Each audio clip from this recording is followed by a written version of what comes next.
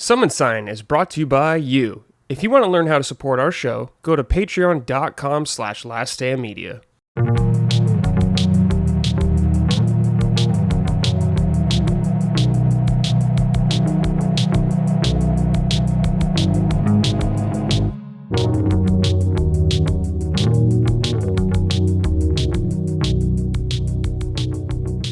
Hello everyone, welcome to episode 48 of Summon Sign, Last Stand Media's weekly in-depth game discussion podcast. I am your host, as always, and joining me, I got my two boys right now. I'm very excited to have these two gentlemen here. First, we got the Lord holding it down on the Realm and Xbox, all that good stuff with the Dukes, the Duke, the Lord. You have many titles, actually.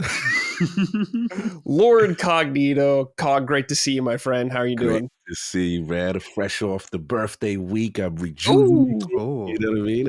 I disconnected for a bit, and then actually did everything I wanted to do: play games, go to my favorite restaurants, hang out with friends and family. So I'm now reintegrating back into society after being disconnected. So it's good to see you. I've been summoned to the summer side, and it's always fun, and it's always a chance to get to see Locke as well. So yeah, that's right. Mm-hmm. Also, great shirt, Locke. Got the Obsidian shirt on. Repping that Irvine. Oh, yeah. Nice. Local developer for me. Love to see it. Good stuff. Love them. And of course, yes, our Belgian brethren, Lockmort. Lockmort, good to see you again. I talk to you almost every day anyways, though, but still good to see you in person, or at least your beautiful face. How are you, my friend? I'm sorry you have to see that, but no, I'm great. I'm very, very thankful to be here. It's been a while. I think it's been like a month or maybe longer, but I'm always very happy to see you, Brett, and especially seeing Cog again is always so much fun. I'm not on with Cog a lot of stuff, but when I do, it's always so much fun. Always enjoy it. So I'm really looking forward to this. Yeah, you boys are kind of the secret weapon of the company. I feel like two secret weapons that bring everything together. Essential. All right, before we get in the show, though, please check us out on patreon.com/laststandmedia if you would like to support us. We'd greatly appreciate it. You can get early access to all of our shows. This show, Punching Up, my Nintendo podcast, Defining Duke, our Xbox podcast with Lord Cognito right here, and of course, Mr. Matty Plays, Sacred Symbols. You guys all know about that stuff, though, with Colin and the Sacred Boys, Dustin and Chris, and of course, Constellation, where we just talk about a bunch of random stuff, and Sacred Symbols Plus. Bunch of random topics on there, bunch of who knows what's going to be on there all this time. I got one planned for our break, so I got to talk to Colin about it, but hopefully we can get things going on that. Nice. Oh yeah, also, whatever podcast service you use, leave us a nice rating if you enjoy the show. For all of our shows, I'm going to demand it, actually. You know what? Bump us up there on the ratings. We want to take over the world. Global saturation, like Albert Wesker would want us to do. So please, if you enjoy the show, leave us a like, a nice comment, or a rating, all that good stuff. All right, boys. A couple of warm-ups to get us going. First of all, this is from Greta Thunberg. How dare you? Big oil execs off a skyscraper. Oh my God. This is Austin. Funny thing about Austin is I believe he's a Snark Tank fan, and he always has a different name every time I see him. And I brought it up every time. He's like, "Oh, you just call me Austin." But no, I'm going to keep saying your crazy names every time. All right. Sorry, Locke. You might feel a little out of place on this one, but you can maybe relate. Thanksgiving tradition dictates that we go around the table and share a few things that we are thankful for this year. I'll go first. I'm thankful for my health. I'm thankful that I will never run out of great games to play. I am thankful for being able to count on the consistency of LSM content to keep me company. All of you helped me make it through the toughest year of my life, and I'm so grateful to each and every one of you, Austin. Well, Austin, thank you so much. We appreciate that. So nice. Yeah. Anything we could do to make people's days a little better is great. We love that. So thank you. We appreciate it. All right, guys. What are we thankful for this year? I think Austin obviously nailed some really great evergreen things for everybody. Health, all that kind of stuff's good. Cog, what are you feeling thankful for this year particularly? Yeah, it's a good question. I think this year definitely was a rough year for me in the background. Just figuring things out, what's the next move and careers and all this other stuff. Yeah. But I would say one, yes, definitely thankful for health. You know, for the most part, I stayed out of a hospital this year. Like last year was rough. It was brutal. So I did good on that. So I'm thankful for the health, but I'm thankful like friends and family, because during the tough times, you know, the ones that you could count on and call and say, hey, I'm going through a tough stretch, and just, you know, to listen to you and hear you out. So I'm very thankful for my circle. You know what I mean? That kind of thing. So those are probably about two most important ones right now. Great things. Friends, good to have, man. Absolutely. You know when the chips are down, you're at your lowest. Yeah. That's when you know the real ones are. Yep. 100%. That's true. Yeah. Lockber, what about you? What are you thankful for this year? Is this something that all Americans do every Thanksgiving? Like you say you're thankful? I don't know. It's not something you really do at like Thanksgiving or anything. But okay. The whole holiday is about giving thanks. Yeah. So no, I like it. It's cool. It sounds. Every time I watch like a show where it's a Thanksgiving episode, everyone in Europe is like, "What's going on?" It's always so. It always seems so wholesome. It always seems like second Christmas to me. Yes. So I'm always kind of jealous that you guys got 2 Christmases, which is really cool. But what am I thankful for? I think that's a tough question.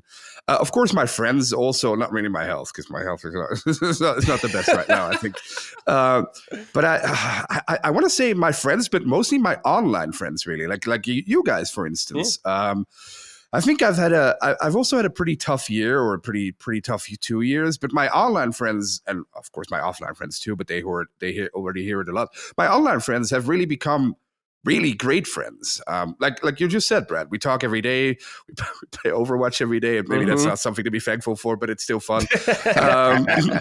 So I think Cog's answer of friends was very important, and he said it beautifully. That when the chips are down, or when you're at your lowest, you really learn who your friends are. And I learned this year and last year too that everyone in LSM is basically a great friend of mine, which I'm very thankful for. Yeah. Yeah. Well said. Love it. Yeah, I can relate. It's been a weird year for me. You know, I switched jobs, came over here, and I'm very thankful for all of LSM, all my coworkers, all the fans, everyone has been very welcoming to me. And it's been great, man. You know, starting a new job out as the new guy, you never know what it's going to be like, how you're going to gel with everybody, but it's been awesome. Everyone's been super cool to me. And it's very cheesy, but thank you, everybody, for being so welcoming to me. I greatly appreciate it. So thank you, guys. Yeah, man. Seamless fit, man.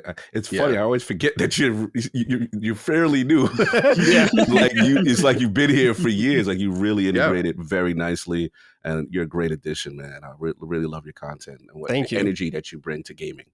Thank you. Yeah, almost a year, man. It's been a crazy, like this year's gone by way too fast for me. It's just insane. You were the big acquisition. Yeah, I was the big acquisition. That's right.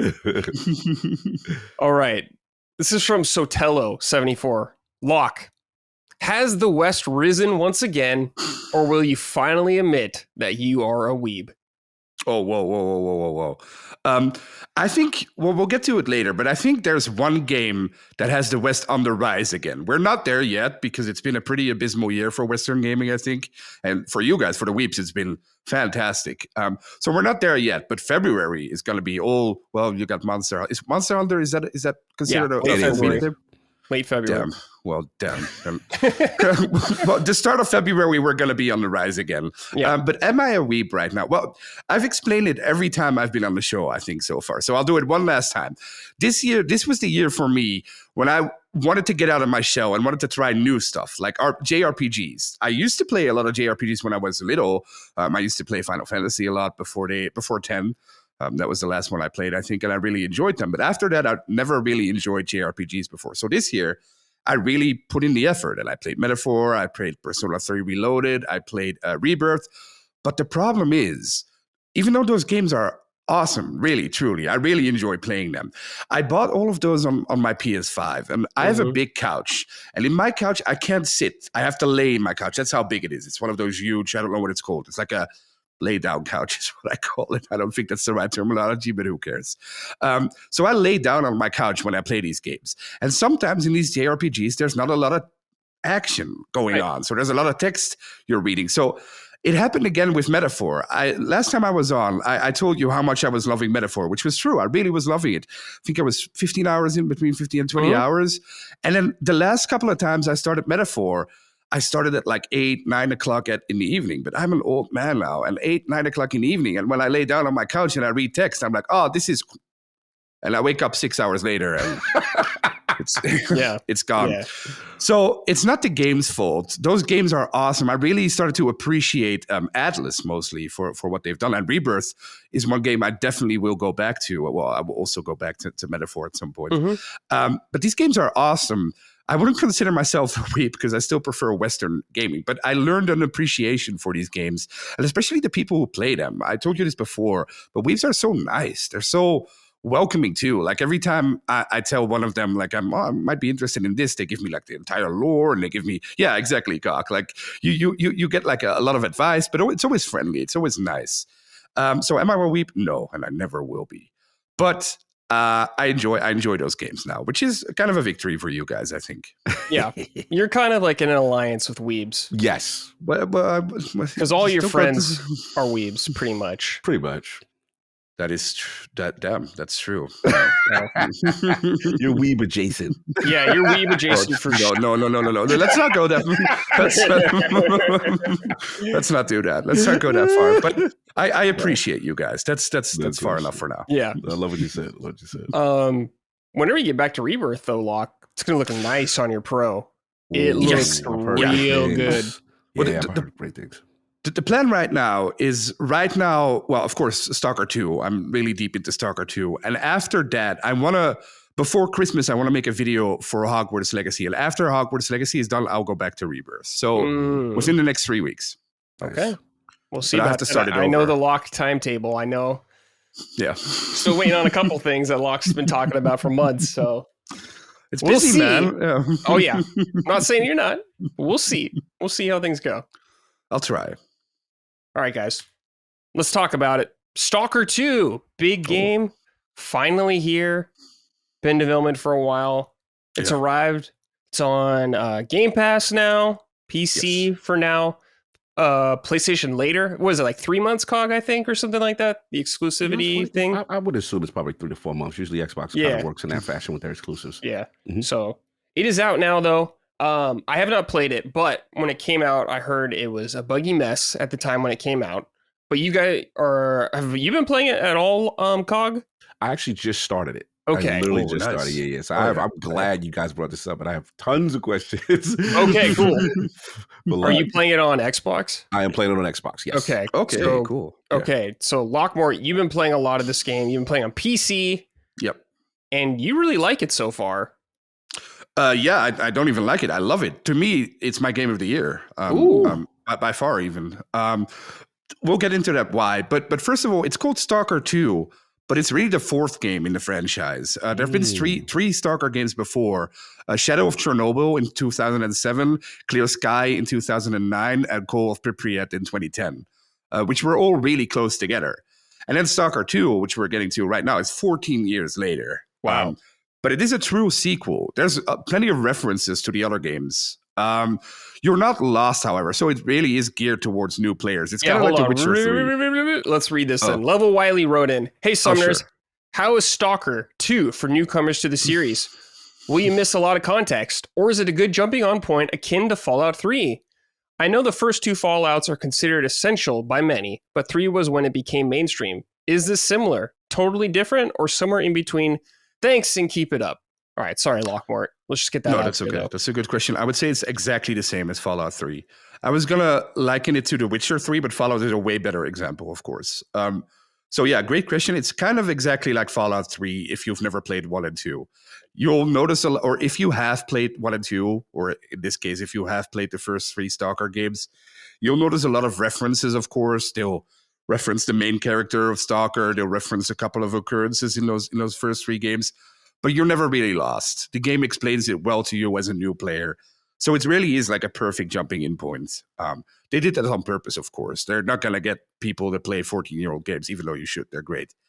But Stalker is kind of a hardcore survival RPG. which is a mouthful, of course, and it always sounds very bombastic.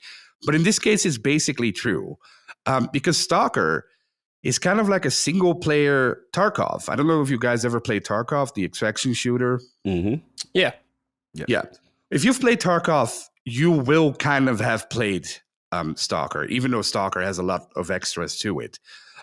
Stalker takes place in the Chornobyl exclusion zone. In 1986, we all know what happened. Like the reactor exploded, and then the zone around that is like filled with mutated wildlife, anomalies, but also supernatural things. Really weird stuff going on. Not in real life, but in the game. Or maybe real life too, we don't know. But why is it a hardcore survival RPG? It's because you're basically dropped into the zone with a pistol. It's like, go ahead, go find out, go do stuff. And you have gear that breaks down, your weapons that you find or that you still need repairing. You can upgrade your weapons. There's scopes, there's magazines, there's lasers, all kind of stuff you can add to them. You have different ammo types. You have a hunger meter, a radiation level. You have inventory weight. You got to keep account. So there's a lot of stuff you gotta really pay attention to. I saw some people call it an immersive sim. I don't know if I agree with that really, but I still don't really know what an immersive sim is either. Immersive sim is such a weird thing for me. People throw it around it's like RPG almost. It's like crazy how like loose it can be. People think if it's first person, it's immersive sim almost to some extent. Yeah, exactly. So I don't know if it is, but if you want to call it that, sure.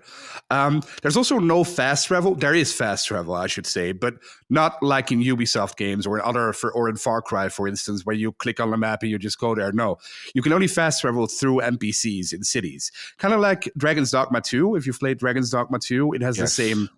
Okay, it basically has the same fast travel system. You also have to take into account when you go into the zone. Let's say you're in one of the little cities in the game and you take on a quest and you go into the zone. You always have to think about what to bring with you because of your inventory limits. So you have a stash in the town and you have to leave a couple of guns there, for instance, because you don't want to take everything with you. So you really got to pay attention to what you're doing. But what is Stalker really? Stalker is a Bethesda game, kind of. A Bethesda game with guns. It's not Fallout. Fallout is very gamey. Stalker prides itself on realism. Again, not really, because there's anomalies and stuff, weird stuff happening, but it prides itself on combat realism and survival elements, which makes it kind of unique. It's kind of weird that has never been done yet. There's also a main story. You play a guy called Skiff. He gets betrayed at the beginning of the game. I'm not going to give any spoilers. But from there on out, the first 15 hours is basically find this guy, and that guy will send you to another guy, and then that guy will send you to another guy, and before you know it, there's this whole conspiracy and everything goes wrong. I would say the first 15 hours of the game, maybe the first 20 hours even, are a prologue. And I don't think many people realize that when they first played it. Because when you play it at first and you meet a couple of people, you do a couple of quests, it's very fetch questy. Like you go there, kill these people, come back, kill these people, get me, kill this boar, do this, do that, come back. But after a while, I would say after the 15 to 20 hour mark, the factions really come into play. And the special thing about the world of Stalker is that there's a bunch of factions who are all working against each other. And you have to maneuver yourself through them.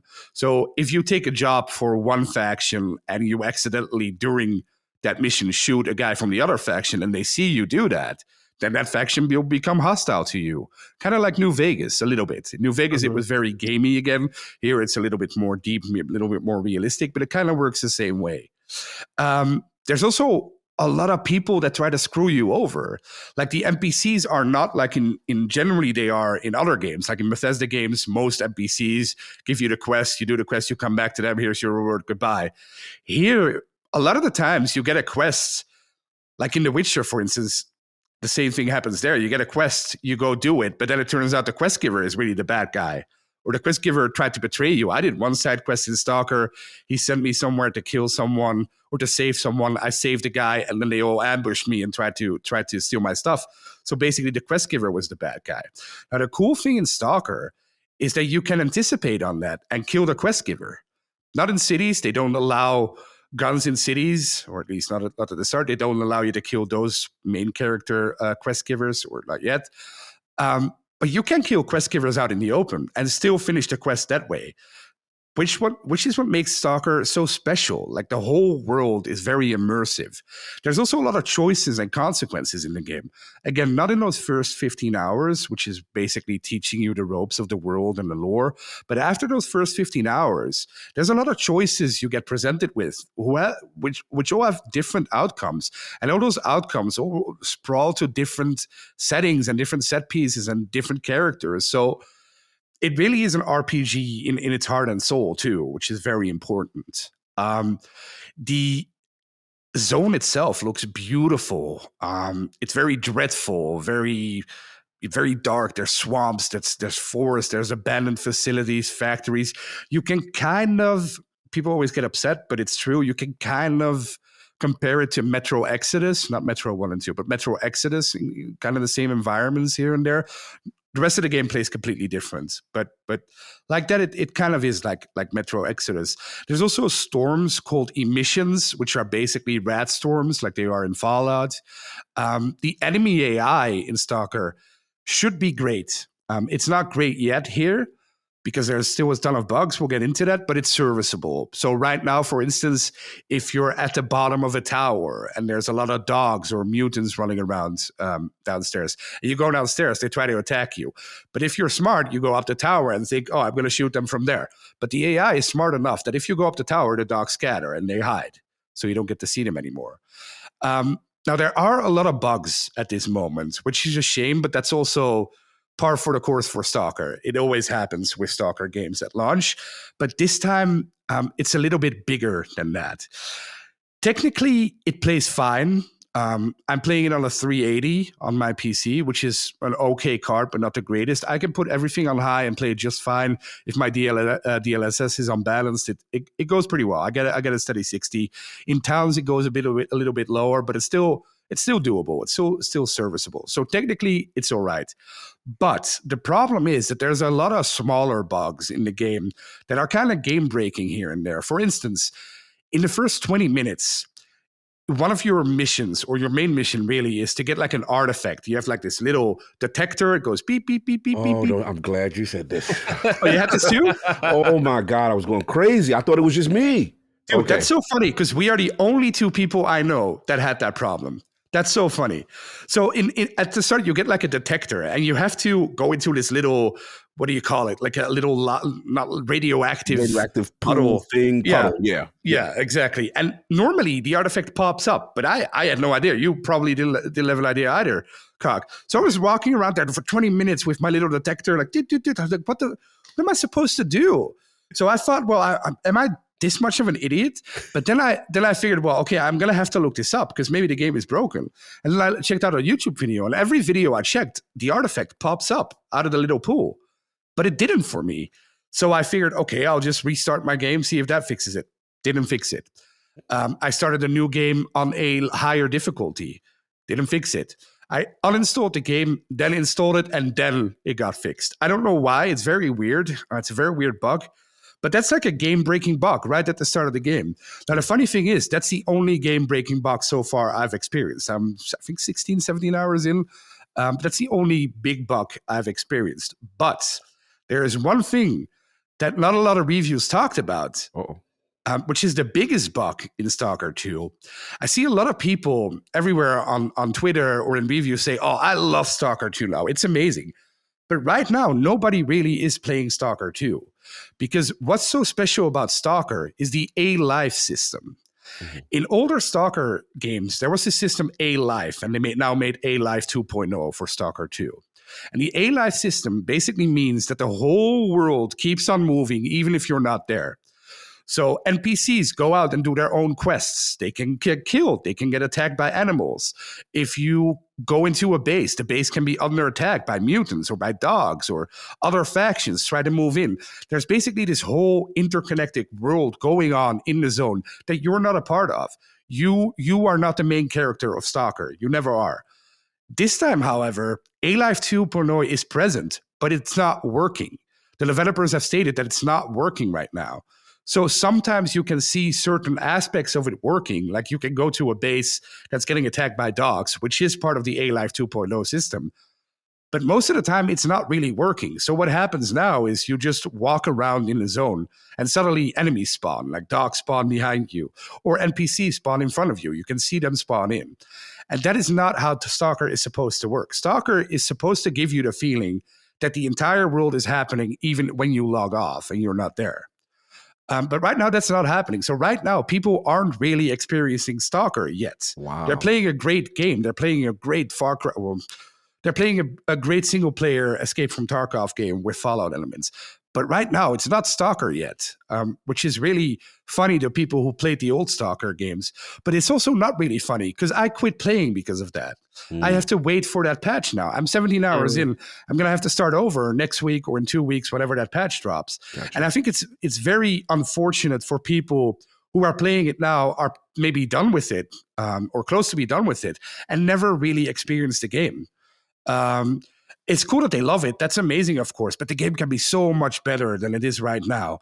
So if you are starting it now, or if you're hearing this, and just wait a week or 2 weeks, they'll update you. They put it on Twitter. Like, they're working on the A-Live 2.0 implementation there. And as soon as that's fixed, this game is going to be amazing. It already is amazing. So it's only going to get better then. So right now, I would personally hold off, unless you don't really care. You just want to play a very cool, very interesting 50-hour shooter game. That's good. So, good info, insight. I'm sorry. Yeah. With the core, Lock, the core of the game sounds like you're very pleased with it, I guess, outside of the Live 2.0 or whatever it's called again. Yeah. But this reminds me how you're describing this game. It reminds me when I played Cyberpunk when it first came out on PC. I've seen it a lot. I've seen a lot of reviewers say that. I don't agree with that at all, actually, because it's one feature that's not working right? No, not even that. It's all like the little bugs, like little death by 1,000 cuts kind of thing. Like when I played Cyberpunk, I beat the game when it came out on PC. I thought it was a great game, or a good game. Yeah. But it did have just so many small little things that added up over time. Like, oh, this quest is not working. I got to reset the whole thing to kind of get it to work like that. Or sure, this person's just gone, or some shit's flying around. I don't know. Something like that's happening. You know, sure. It just sounds like there's a lot of that right now, but the core of it is so good, and you can see the potential. It's kind of like why you said you're going to wait, I guess, now until they get that big feature at least going, right? I think the problems with Cyberpunk were more significant. Like, Cyberpunk had problems in its core. Like the skill system was rubbish in Cyberpunk. So they had to overhaul the entire game, basically. The only thing that you still have in version 2.0 in Cyberpunk are like the graphics and the actual gameplay. Yeah. But they overhauled the whole skill system, all the weapons, how everything works. They don't need to do that here. Okay, cool. It's true what you say. It is like buggy in every aspect, but it's Eurojank. I know that's not an excuse, and people get upset when you use it as an excuse. It's not meant as an excuse, but this is Eurojank. Like, it's part of the game. Stalker has always been like, what the fuck? What is going on here? There's a floating dog. It's like, oh, well, I guess that's part of the game. But when it becomes game breaking, it's a huge issue. Of course, that shouldn't happen. So you're right in that regard. Yeah. I guess it reminds me of Bethesda games in the sense, like when Skyrim came out and there's a bug, something's not working right. People thought it was funny or something like that. Or like, oh yeah, it's just a Bethesda game. But as time has kind of gone on in games in general, I feel like people are less tolerant of that stuff. Yeah. For better or for worse. Or I don't know. But it seems more prevalent of people complaining about it. Do you think that's the same effect here? Kind of thing? People are just kind of like, oh, it's Eurojank, maybe they're giving it too much of a free pass, or is it not really that big of a deal? Well, I think it's already become way bigger than anyone expected, including the developers. Stalker was never huge, and suddenly Stalker 2 is huge. Everyone's playing it right now, right? So I think it's an issue, but it's an issue people expected. That's not an excuse. That doesn't make it right, but it's not something I didn't expect, like a polished game here. I expected A-Live 2 to work. That kind of sucks that doesn't work. But the problem, game-breaking bugs are a problem. They should never be in a game. Like you said, in Skyrim, when something goes wrong, it's funny, it's a Bethesda game, who cares? But when something is game-breaking, like that artifact that didn't spawn for us, that's a huge issue, I think.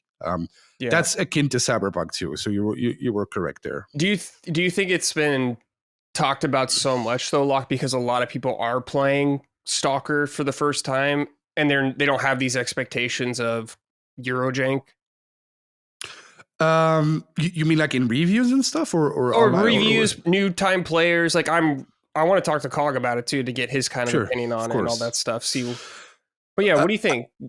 Yeah, I think that's a big part of it. Yeah, but those people are also right because the game is also made for them, of course. So Mm-hmm. the goal, I think, it sounds so stupid because it was made during very strange times in a war zone. Well, close to a war zone. They moved to Prague, I think 2-3 years ago. So there's plenty of excuses, but I think they should have delayed this game. I think it should have come out in February, ironically, 2-3 months later to iron out these bugs. Because look at the reviews, right? Mm-hmm. The reviews didn't have that huge day one patch. So the reviews are in the 70s right now. It reminds me a lot of Kingdom Come Deliverance in that way. Yes. When Kingdom Come Deliverance came out, the reviews were mid or mixed 70s, in the 70s, right? Because there were so many bugs. But then a couple of weeks later, or in Kingdom Come Deliverance case, a couple of months later, they fixed those bugs and the game became an 80 plus or 90 plus even for people like me. And I think the same can be said about Stalker 2. When I see a review that gives it a 7, I'm like, crap, if they would have just waited 2 more months or 3 more months, this would have been easily a 9 for this person. So yeah, I think expectations are maybe a little bit too high at this moment, but I also think they can fix it, and they will fix it, and they will fix it soon too. This is not going to be a Cyberpunk where in 2 years or 3 years they'll say, okay, the game is done now. No, I think it'll be done maybe this week, probably next week. You think it's that soon? They'll have it. They're working. The developers already released that 150 gigabyte patch, which fixed most of the technical issues. Now there's just bugs, and of course, like I explained earlier, the A-Live 2.0 system that really needs to be fixed because that is Stalker 2. And as soon as that is fixed and is working, you're good to go. Okay. Cool. Cog, talk to me about what you've played of it so far. Yeah, not that long in. I'm glad Locke's here, man. He educated me just now. I'm learning so much. I didn't even know about the Day One Live system. Like, that is so important. But for me, I'm completely new to the series. The way I looked at it is obviously with the conditions. First of all, shout out to the Stalker community because I've never seen a community like this. This is the most amazing and hilarious community at the same time because they're like, Cog, those are not bugs. Those are anomalies. Don't worry. We will take care of it. Like, this is the most forgiving community. This is the most ride or die for this game I've ever seen. And they were like, we're so excited that you try to start, play your first one. So for me, the thing that, right off the bat is, this is not Fallout. This is not Call of Duty. This is hyper realism. And the thing that I really enjoyed about it is when I started the game, it got me very tense. It almost felt horror-like because around each corner, and just even what me playing on, a console, HDR and OLED, when you go into a dark corner, you cannot see. Like, you need to press your right bumper. You need to have the light illuminated. But at the same time, there's risk because if you do these things, you could be spotted, other people can see you, that kind of thing. So I really love that level of immersion, and it made me tense around every little corner. It almost played like an always online game in the sense that, when I would loot bodies, and then I love the feature of like unloading someone's gun and, getting the bullets out. It felt like that post-apocalyptic, survival. Every resource counts. Like, I like picking up a can of tuna or something. He's get the knife, you're eating it. I'm like, it was like I'm in The Walking Dead by myself kind of energy, and it was really dope. So I'm like, I did not expect this game to be this. So that was the first thing. And then it is definitely not forgiving. Like, there are many situations where if you mess up, you will die easily. And I'm just like, okay, this is cool. So the main thing is just getting used to, I will say this for the console Xbox experience, like with the jank part is that you could tell this is a PC game. Like, from the UI, like, you could tell it's really supposed to be a drag and drop kind of thing. And like, you press start, and then it's like you got to physically move it over the controller into your inventory. Like, just simple little cumbersome things. I'm like, okay, I see this is really, you guys are not optimized here just yet. But the story was, a little interesting. Obviously I started out with this, beginning character and jumped right into the zone, trying to figure out what's going on with this side. It's very fetch questy, but it's a mechanic to almost be a tutorial for me. Okay, this is how you do this. Yeah. I love the fact I like actually games that have like a hunger system and a radiation system and things like that. The day-night cycle seems to be going on. What surprised me is that it looked better than I thought. As far as graphically, I was expecting it to look worse, you know what I'm saying, based on obviously the real life conditions of the studio and stuff like that. But my time so far has been really fun, but I'm going to take Locke's advice. I'm now going to hold off because I didn't even know about this A1 Live situation where if you stop the game that the world goes on, and that seems really amazing to me. What also surprised me is I thought it was just going to be like a human versus human game. And I got to a part and some invisible creature is like tearing me up. And I'm like, yo, what is going on? So that threw me off, that level of like mutants and stuff like that. I didn't expect that in this type of game. But yeah, so far so good. Couple hours in. Really enjoy it. The PD, I did have the tablet bug. But I will say this, in defense of the bug, it was really dope how like on console, this thing really vibrates and shakes like beep, beep, beep. Like it's letting you know when you are in proximity of something, and it's scary because you're doing this stuff, but you're constantly looking around, and like what's gonna attack me because I'm out in the open kind of thing. So the game constantly makes you feel vulnerable. And I like that aspect of Stalker. So yeah, I'm a fan. It's my first time ever playing one. I'll wait a little bit until the patch, but to Locke's credit, I did see on the socials, they said, hey, they got another one dropping this week. We'll see what happens. And now I'm looking out for the A1 stuff. But the last thing I want to say in reference to, I talked about the community, but for me, I think I'm pulling for this team, so because at the end of the day, like I don't know if Xbox did a documentary in one of their the Xbox Directs or whatever, where they show the game.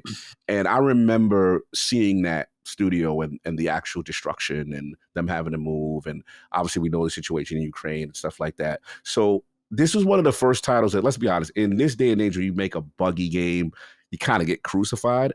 And I'm seeing an outcry of people like, no, not with this studio. Yeah.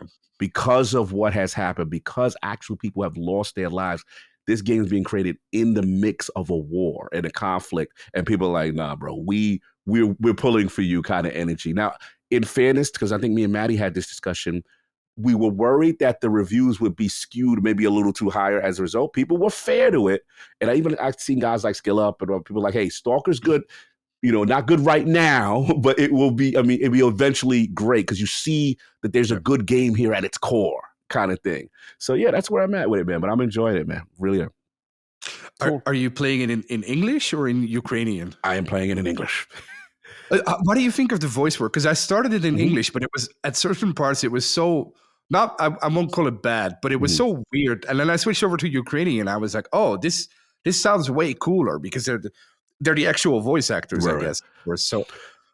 See, my context is lost because obviously it's Ukraine and stuff like that. So I'm just receiving what they get. It just seems very gruff and short. Get over there, get this stuff, and don't you could tell people are shisty in this world, and you could tell people have ulterior motives. And I don't trust anybody. So right now, I haven't played a long enough to give you like, hey, I got to this part, Lock, and this wasn't really that good. And this didn't sound like it was voice acted well. I'm not there yet. Nothing was alarming to me, though. Nothing was like, this is bad. So far, it was just like, everyone's short. Everyone's, it's reflective of the conditions of the world so far. So nothing that stands out like negatively, Cool. Lock, what you were talking about earlier with the dialogue and the story, how you said you can kind of anticipate if someone's going to betray you maybe and you killed them and stuff like that. And it is a first person RPG, I guess.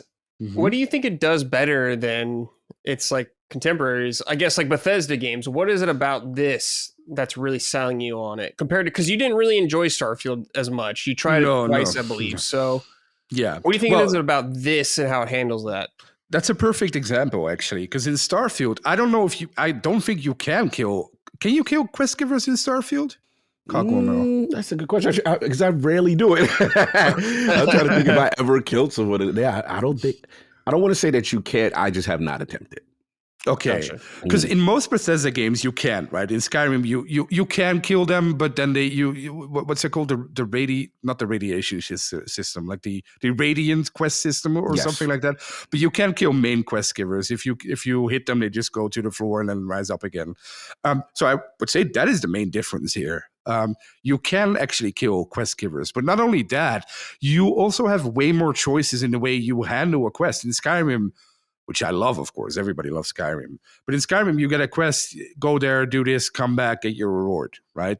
Here, it's go there, but maybe don't go there. Maybe go to the side I told you not to go and talk to those people and align yourself with them and then come back, kill the quest giver, take your reward out of his bag because the rewards are actually there in this game too. Like in some RPGs, it's like if you kill someone and they promise you $1 million and you go to their pockets, there's only $1 in there. Here they will actually have $1 million. So that is really cool. So I would say that is the main difference here between Bethesda games and this game. It just feels more dangerous. It feels more realistic is a weird word to explain it here, but it feels more realistic. Like because it's all humans and because it's brought in such a believable way, you're not thinking about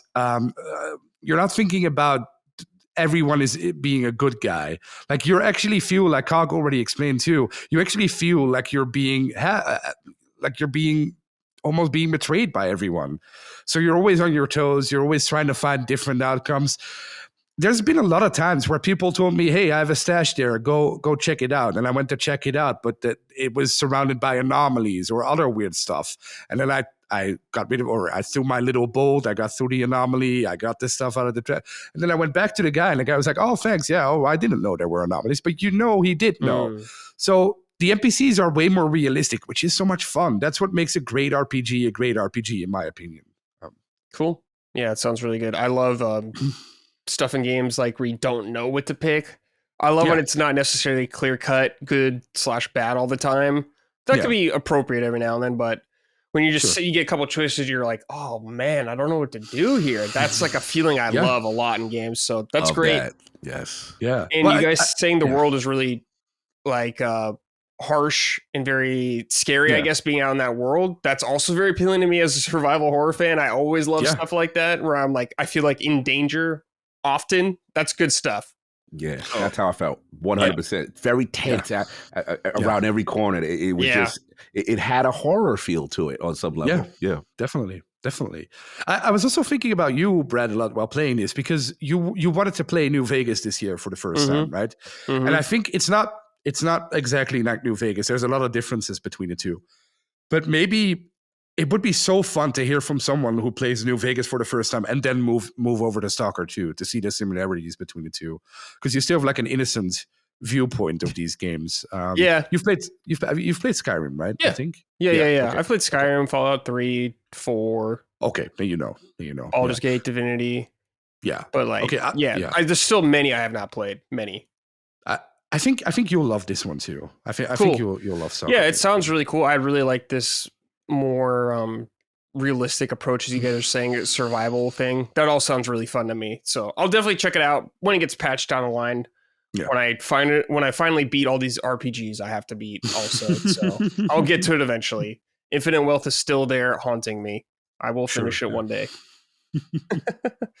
Let's see here. This is from Derek Beek. This one's for Locke. With the release of Stalker 2, do you have any plans on watching/reading the movie/book that the game is loosely based on? I watched the 1979 movie for the first time this year, and it was an unforgettably beautiful movie that I don't think I'll ever forget. It's deeply meditative and philosophical and requires intense attention, but rewards the viewer for all the effort they put in. Wow. That's very high praise. It's funny because I was going to do that, but I completely forgot about that until Derek just reminded me. So I'm going to write it down and I'm going to watch it tonight. Oh, damn. So the Stalker movie. What year did you say? 1979? 1979. That's awesome. Awesome. Okay, I know what I'm doing tonight. Put it on the list. Yeah. There you go. Cool. Sounds good. Can't wait for whenever I get to Stalker. Just let it cook for a little bit longer, then we'll get to it. Yeah. All right, cool. All right, I'm very excited about this. Cog, Avowed, you got to play it. Please talk to me about this. Obsidian's new first-person RPG. Yeah, man. This is be my second time. So the first time I was out there at Gamescom LA, it was a preview event, and they kind of gave us like a level 20 character deeper in the game. At that time, the third-person mode was not available. And right. yeah, so yeah, that was the first time, and that was when I kind of broke the whole, wow, what about the frame rate on console? Because I'm playing on a high-performant PC here, because I have to ask these questions after the Redfall fiasco. And I was surprised no one asked, Obsidian or Xbox this stuff. So at the time, it was told to me, hey, 30 frames per second, and that kind of went viral. It was me and Maddie, we did together on that one. So anyway, so now, the game technically would have released normally at this time, right? This was the original release date for Avowed, November, but then obviously we know they pushed it back to February, and now I'm in trouble because KCD2 is there, and there's so much stuff in February now. It's going to be crazy. So basically, this is an update from that, and this is now they start you at the beginning of the game. So for those who are not familiar, you are this envoy for the Emperor in the Living Lands, and you're going to investigate in the Pillars of Eternity universe this plague that's befallen the land kind of thing. So you start off with kind of like you choose your set skills. You got your basic class archetypes, but with a little twist. There was something called like a noble scholar. Obviously he's like arcane, that kind of stuff. There was a class that I'd never seen before. It was called like a court augur, AUGUR, and it was like someone who specializes in mysticism. And what I loved about this character, this preset, was that you can kind of, I don't say predict NPC thoughts, but you can kind of you'll have different dialogue choices that will open up whole different possibilities. They're like, oh my God, how did you know that? You know what I'm saying, kind of thing. And then you had like war hero, all this stuff. Now, what was cool about the game is each of these different backgrounds give you way different dialogue choices, also give you great different starting stats. So for example, like you go with the arcane guys, their intelligence is high, their perception is high, but their strength might be low, that kind of thing. But the thing that I liked about Avowed off the top that I really realized that really other RPGs do not do is even though they have these kind of templates, so to speak, you can say, hey, even though I'm going to be an arcane wizard, let me take my perception down a little bit and put 1 in strength. So you could basically, you're starting, the most you could put at like all of the 5 categories of attributes is about a 3-point max at the beginning, but you can edit and tweak to how you want to play, which I thought was really cool. That's Custom cool. Creator was, pretty robust, and then I started the game. So let's get to the game. So the thing that I came into this game is that, remember, Obsidian came out initially and said, we're not doing Skyrim. We thought we were going to do that with Avowed. We're going to make this condensed hub world what we do. So when I'm coming in with that mentality, I'm like, okay, smaller, but it's going to be dense, a lot of choice and consequences, typical Obsidian. The thing you realize when you play Avowed off the beginning, there was this one Eric Dawn show where they kind of, before they start you, this thing is so vast. I was just like, I was blown away with the scope of it. I'm like, are you sure this is an open world? You sure are allowing me to go off into the wilderness and then pick my own path. First of all, the world is beautiful. Skylines are great. It's a very colorful world. The thing that I loved off the bat was, remember, you play in first person. I'll get to the third person stuff in a minute, but you play in first person. This game has some of the best mantling. Like the clamber feature when you go up to something that's higher than you. Yeah. Like you're moving around like you're Assassin's Creed. You're scaling houses. There was a place where these 2 NPCs in front of a warehouse. It was like, thou shalt not pass. You can't get in here. I don't care if because you're called a godlike, and you're like this special feature. You have like these special abilities. And like, they didn't respect it. They were like, you can't go in here. So I'm looking at this house. And I'm like, wait a minute. I can get on top of this thing. So I scaled another building, got on top of this house, climbed very high to the highest point, saw a breakable part in the roof, broke it with my axe, dropped down, looted stuff. The game is amazing. The sound design is amazing. This thing is these audio cues that really are addictive whenever you're near like a chest. You hear like the shimmering and stuff. So you're like, wait a minute, something's around. Like it makes you stop and like discover stuff.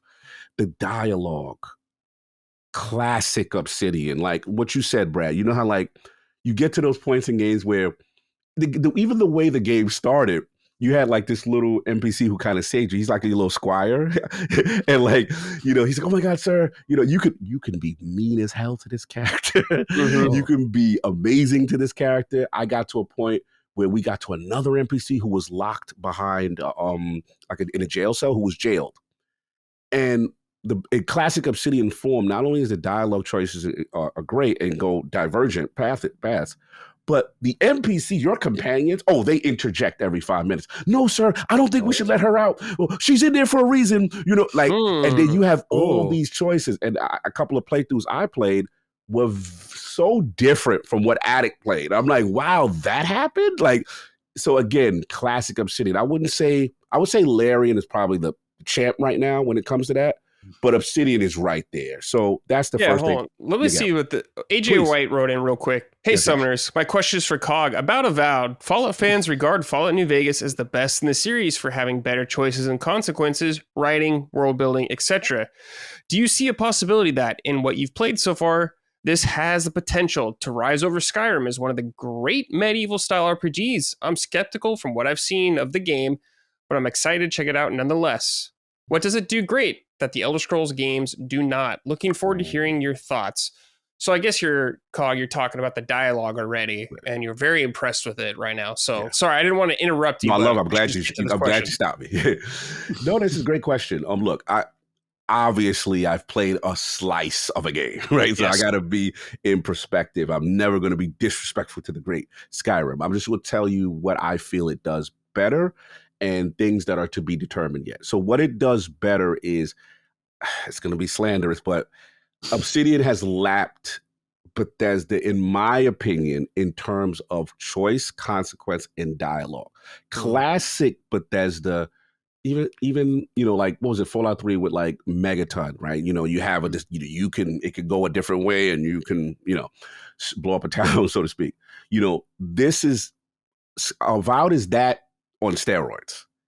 Everything, Matt. Everything has a choice and consequence with it. The other thing where I feel it's superior right now, and the thing that people were most worried about that I can confidently say is really impressive, is the combat. Because now, the thing with the combat that I like is that, first of all, the game does not hold your hand as far as how you want to play. You can have a grimoire book with spells. You can do wand. You can have a mace in one hand. You can do two-handed weapons. Everything has impact. And the combat is difficult. The enemies are challenging. Like, they will do combos. You think they'll finish. They'll follow up. They'll chase you. But the beauty of Avowed is they have a dodge mechanic. Like, you can try to get away. You have your NBCs. You can pull up the left bumper and pull up a radial style Mass Effect kind of thing to tell your companions to jump in and do their special abilities. There's a stagger meter like Final Fantasy. So like, you can hit enemies, like, say for example, you're hitting enemies with the wand. Like, I love the being a mage in this game. And like, you'll see this little stagger meter go up. And then when they get into a stun state, you could do these amazing almost combos and stuff to do extra damage. The other thing that I really love, and I think Redfall I really hated, was that when you get behind you have true stealth mechanics. You can creep around, you stealth, and then you'll see an animation to do like a stealth kill. And then because you're a godlike, you have these abilities, and it almost looks like a Halo energy sword, and you slash through, and your companion's like, whoa, where did you learn that from? That's pretty cool. Your companions talk all the time. Everything, and you're in a new world, they give you some context. It's very immersive. Obviously Skyrim is one of the greatest games of all time. So we have to see how the storyline plays out, how the overall world is. But my early impressions from it so far is, yes, combat, dialogue, choice and consequence, definitely superior to, the Skyrim experience in that. But we have to see the overall before I can. Yeah, of course. You talked about how your characters are talking all the time. Did it ever get to a point where you're just kind of like, stop talking for a second? Stop. Not yet, because the first companion you really receive, the first main companion, I should say, because you do get a little companion squire guy at the beginning. I don't want to spoil what happens, but when you get your first companion, which is Kai, which is kind of like this race, it's almost a blue colored race. Yeah, almost, the little fishman looking guy. Fishman look kind of thing going on. And he's voiced by one of my favorites, which is Gareth from Mass Effect. Oh, so that voice is distinct, and I'm like, I know this is my guy. I grew up with you, you know, that kind of thing. But like, he talks, he interjects. But I will say it's like this. It's like, you know how you talk to someone in Mass Effect, and then they have their character selection things that you can dive deeper. Man, they have a lot to talk about. Mm-hmm. They have a lot to talk about, and the dialogues will dive deeper and deeper and deeper until you exhaust them, kind of thing. Also, it has a lot of Baldur's Gate in the camp energy. When you go to the camp, they want to talk. They want to break things down. You can do crafting. You could tell Obsidian has learned from Larian a little bit. They've taken that aspect to it, and it's really cool. Now, as far as your question, I feel it's just enough. He's silent, but in new areas, you'll get context. Or when you do something that affects the world, they'll verbalize context, kind of thing. So, so far, so good. It remains to be seen if it's going to get annoying, the kind of thing. But the early impressions are I actually love it. It really adds a flavor to the world, and I really enjoy it so far. Talk to me about third person. Oh, I'm sorry, Locke. No, it's okay. It's okay. I'll ask it later. It's something else. Okay, yeah. So third person. All right. Yep. So first debut of third person. I go in the menu. Negative. I wish it was like a Starfield or Bethesda game where you kind of like press the select button and you can switch on the fly. It is not like that. You have to go into your start menu, your settings. You can do it in the game. Okay. You can do it in the game, but it's just a little extra cumbersome feature. In my opinion, it's serviceable, but I think the game is made to be played in first person. Now, it gives you a little Veilguard kind of energy. He's a little floaty, in my opinion. Like he's a little loose, as far as a weight on the ground kind of thing. But I did full combat in it. I will say I was impressed because I told you I felt it had some of the best platforming. Avowed has some of the best platforming in a first person kind of game. And I will say that translated well, and you do get a wider view. But I feel you take a little graphical hit when you're in this mode. You'll see a little bit more pop-in and stuff like that. But there are going to be people who want to play this way because you can see your character, you can interface and stuff like that. And so like I said, serviceable, but in my opinion, Avowed is made to be played first person. And the reason why I say it is just that you lose, like I said, that the graphical intensity when you see the sword and board. Apologies, fire department. the sword and board stuff. When you conjure up a spell, you see your hands. Like when you run and slide in Avowed, you see your character's feet in front of you slide for a few seconds, come back out. Cool. It's really, in my opinion, designed for a first person. But this seems like an additive thing that they decided to do. So I don't know if I'm going to play it that way, but there are going to be some people that say that they're going to enjoy it that way. And it is serviceable. It's not like, oh my God, this is terrible, I can't play it this way. It's just that after coming from first person, I'm like, yeah, I'm going back. Like this feels like the correct way to play Avowed. Yeah, I think the game was designed in mind to be first person 100%. Yeah.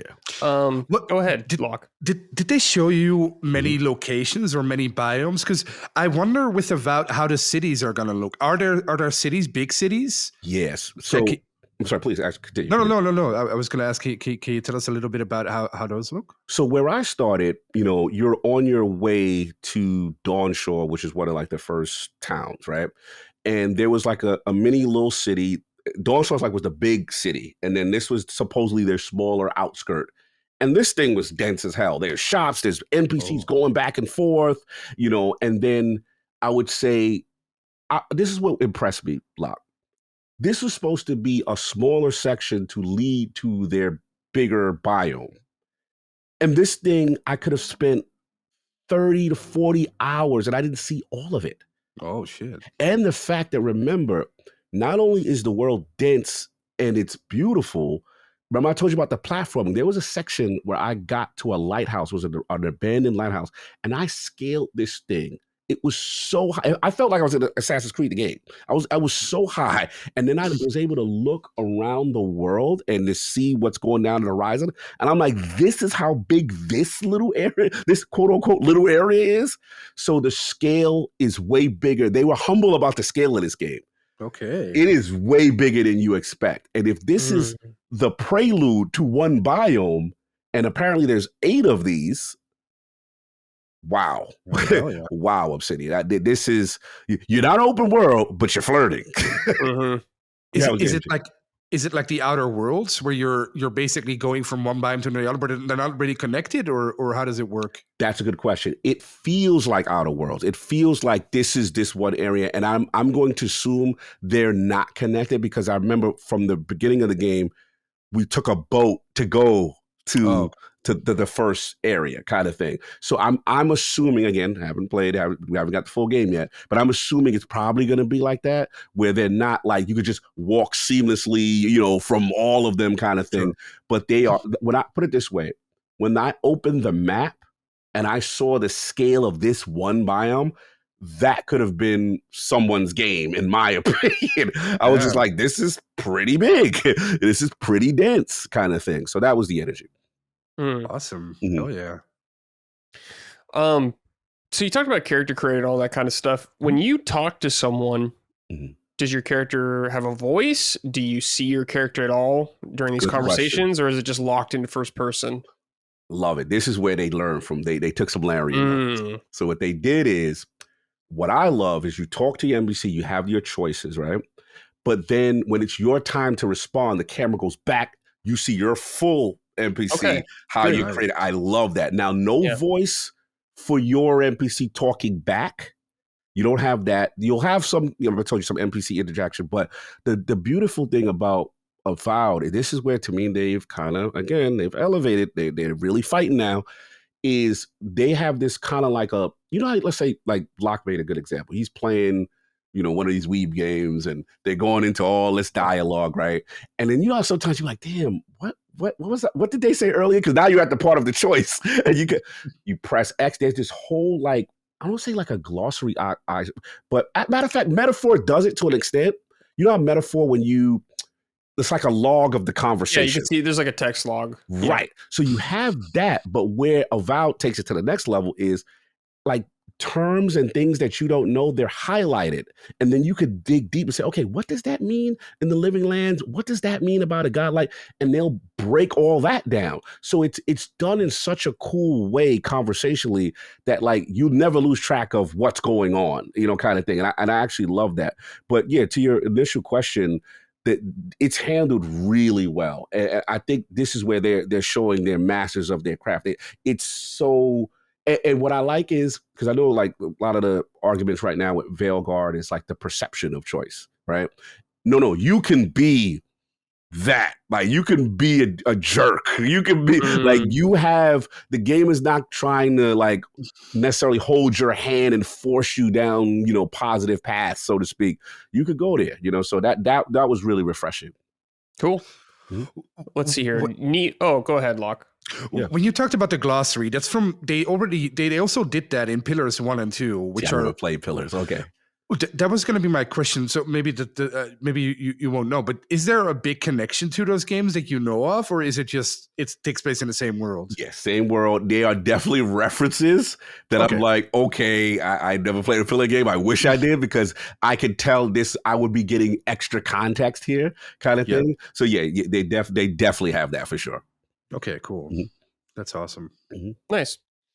Neo JD wrote in, Cog, which game would you say Avowed feels like the most? Skyrim, Outer Worlds, Starfield, etc. That's a good one. Right now, it's a combo of Skyrim with better combat with Outer World bigger hubs, player hubs. Nice. Okay, that's how best I can describe it right now. Awesome. Cool. This all sounds really good, Cog. I'm very happy to hear it. It definitely sounds like Obsidian is upping their game big time right here. I mean, they were great already, but it's like they always felt a little smaller scale in a lot of ways. But it seems like, hey, man, they could be the next Bethesda. I mean, they're talented enough, so I feel so. You feel the last thing I'll say is that you feel the glow up. Like I've always felt Obsidian has always had good games, but they're not necessarily like the most graphically, you could tell now there's a glow up here, and it's impressive, man. And I can't wait to see the full, product. But it's to the point. This is what I knew. I was already convinced about Avowed the first time I played it, and I was like, okay, this is going to be a game for me. I don't know how much it's going to resonate with everyone, but when I'm seeing the reviews have the same reviewers so far having the same experience, or people who I knew really wasn't on, that they didn't like what they saw initially, and they are like, hey, I am it. Like I knew it was over for me because when the demo was, I played about 30 hours. I tried to do as much as I could in this one area. And I was like, damn, I just can't wait to play this game again. Like, I'm still thinking about this game. And so I was like, okay, yeah, Nice. it is now shot to the top of arguably my most anticipated game for 2025. And that's saying a lot because I didn't know it was going to have that effect on me. I knew it's a COG type game, but now I'm like, wow, this could be one of my favorites for the year. So yeah, I'm excited. Yeah. Do you think maybe this could be the Xbox game to get a GOTY nomination? Do you think, COG, maybe this is it? Look, if they execute again, how's the story going to go? Right, we got to see where that plays out. Again, the full product, the biomes and stuff like that, and it's got the feel. It's only 2 Xbox games that I've right now that I feel have that feel. Avowed is one, and Fable's probably the second. Those 2 are probably their best chances for breaking free of the shackles of mediocrity or buggy launches or what have you, right? And it's just like, we'll see what happens. Cool. But yeah, those 2 right now seem to be their strongest candidates for 2025. Cool. Awesome, man. Yeah, sounds great. I can't wait to play it. Looking forward to it, but it might have to wait because Monster Hunter is coming. Yeah, as well. It's over. That month is crazy, and KCD too. That month. Yeah, what do you think of the release date? Because they delayed it to February, and now they're basically launching with the early access 3 days after KCD 2. How do you see that? Do you think that's good for them or a threat, or one of these games is gonna benefit and the other one is gonna not benefit from it? Which one do you think is in trouble? Let's say this is tough, man. Because initially, I would say Avowed was the one in trouble, right? And they moved for November for a reason. Stalker was in that space, remember Assassin's Creed was initially in that space, so I got why they moved. But then when KCD moved, and I'm like, oh boy, this is gonna be tough. Now it doesn't seem like they're budging now because obviously the early access, and then I looked at this preview as kind of them very confident, right? Say, hey, we're going to let you touch this now. And then the other key sign that I feel that they're probably more confident now is I've never seen them do this. They put an Xbox Game Studio game in BattleNet to launch in BattleNet for the first time. True. So to me, they're like, okay, we're satisfied. We're going to polish, and now we're going to put it in the most places to succeed kind of thing. This is that is not an Activision game. So I was just like, okay, they're kind of digging in. So I wonder if KCD2 blinks, which I don't mind if any one of them blink. I would like space because these are my 2 favorites kind of going at each other. And I'm like, I don't know what I'm going to do here because I'm with you. Like, I love KCD2. I'm a huge fan of Warhorse. We actually broke that game early. And I was like, I told people, I was like, this is realistic Skyrim. This is the next thing right here. And, that game looks amazing in CryEngine. So, yeah, we'll see who blinks. Hopefully somebody does because I want to play them both at the same time. Yeah, and Shadows is also releasing the week after that. So it's and then Monster Hunter. And Monster Hunter is going to destroy everybody. I mean, Monster Hunter is just Monster Hunter. Yeah. So February is, nobody's going outside that month. Yeah. We're stuck inside. Cool. Awesome. All right, boys, it's time for Sort It Out. On this segment, we just talk about something that needs sorting in the game industry, something we're not that pleased with, I would say. It could be a game company, person at a game company, whatever. Lockmore, do you have anything that needs sorting this week? Yes. A big one. Jeff Keighley and the Game Awards. Both of them, maybe. For the very simple reason that he has a cutoff for November 22, which is already ridiculous because the year is still going. We still have Indiana Jones coming out in 3 weeks. Somehow that's not nominated for Game of the Year now, 2024, even though it should. So that makes no sense to me. But the other thing is the cutoff was on November 22, but the nominations were on the 18th.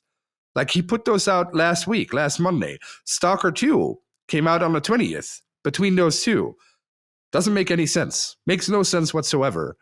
And then also, Dustin pointed this out on Twitter, which was really jarring to me. on the people that vote on these games, there's like all these gaming companies like Easy Allies, kind of funny that can vote for these games.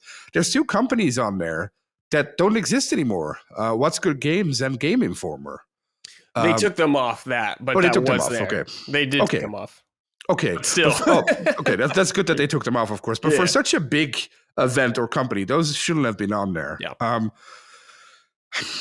It's easy to shit on the Game Awards and Jeff Keighley. I'm not a big fan of the Game Awards. I think it's kind of nonsense. But I hope they're good finally this year, because if they're not good, I'm gonna get very, very angry. They haven't been good for, I want to say, 5 years, 4 years, 5 years, and it's only getting worse.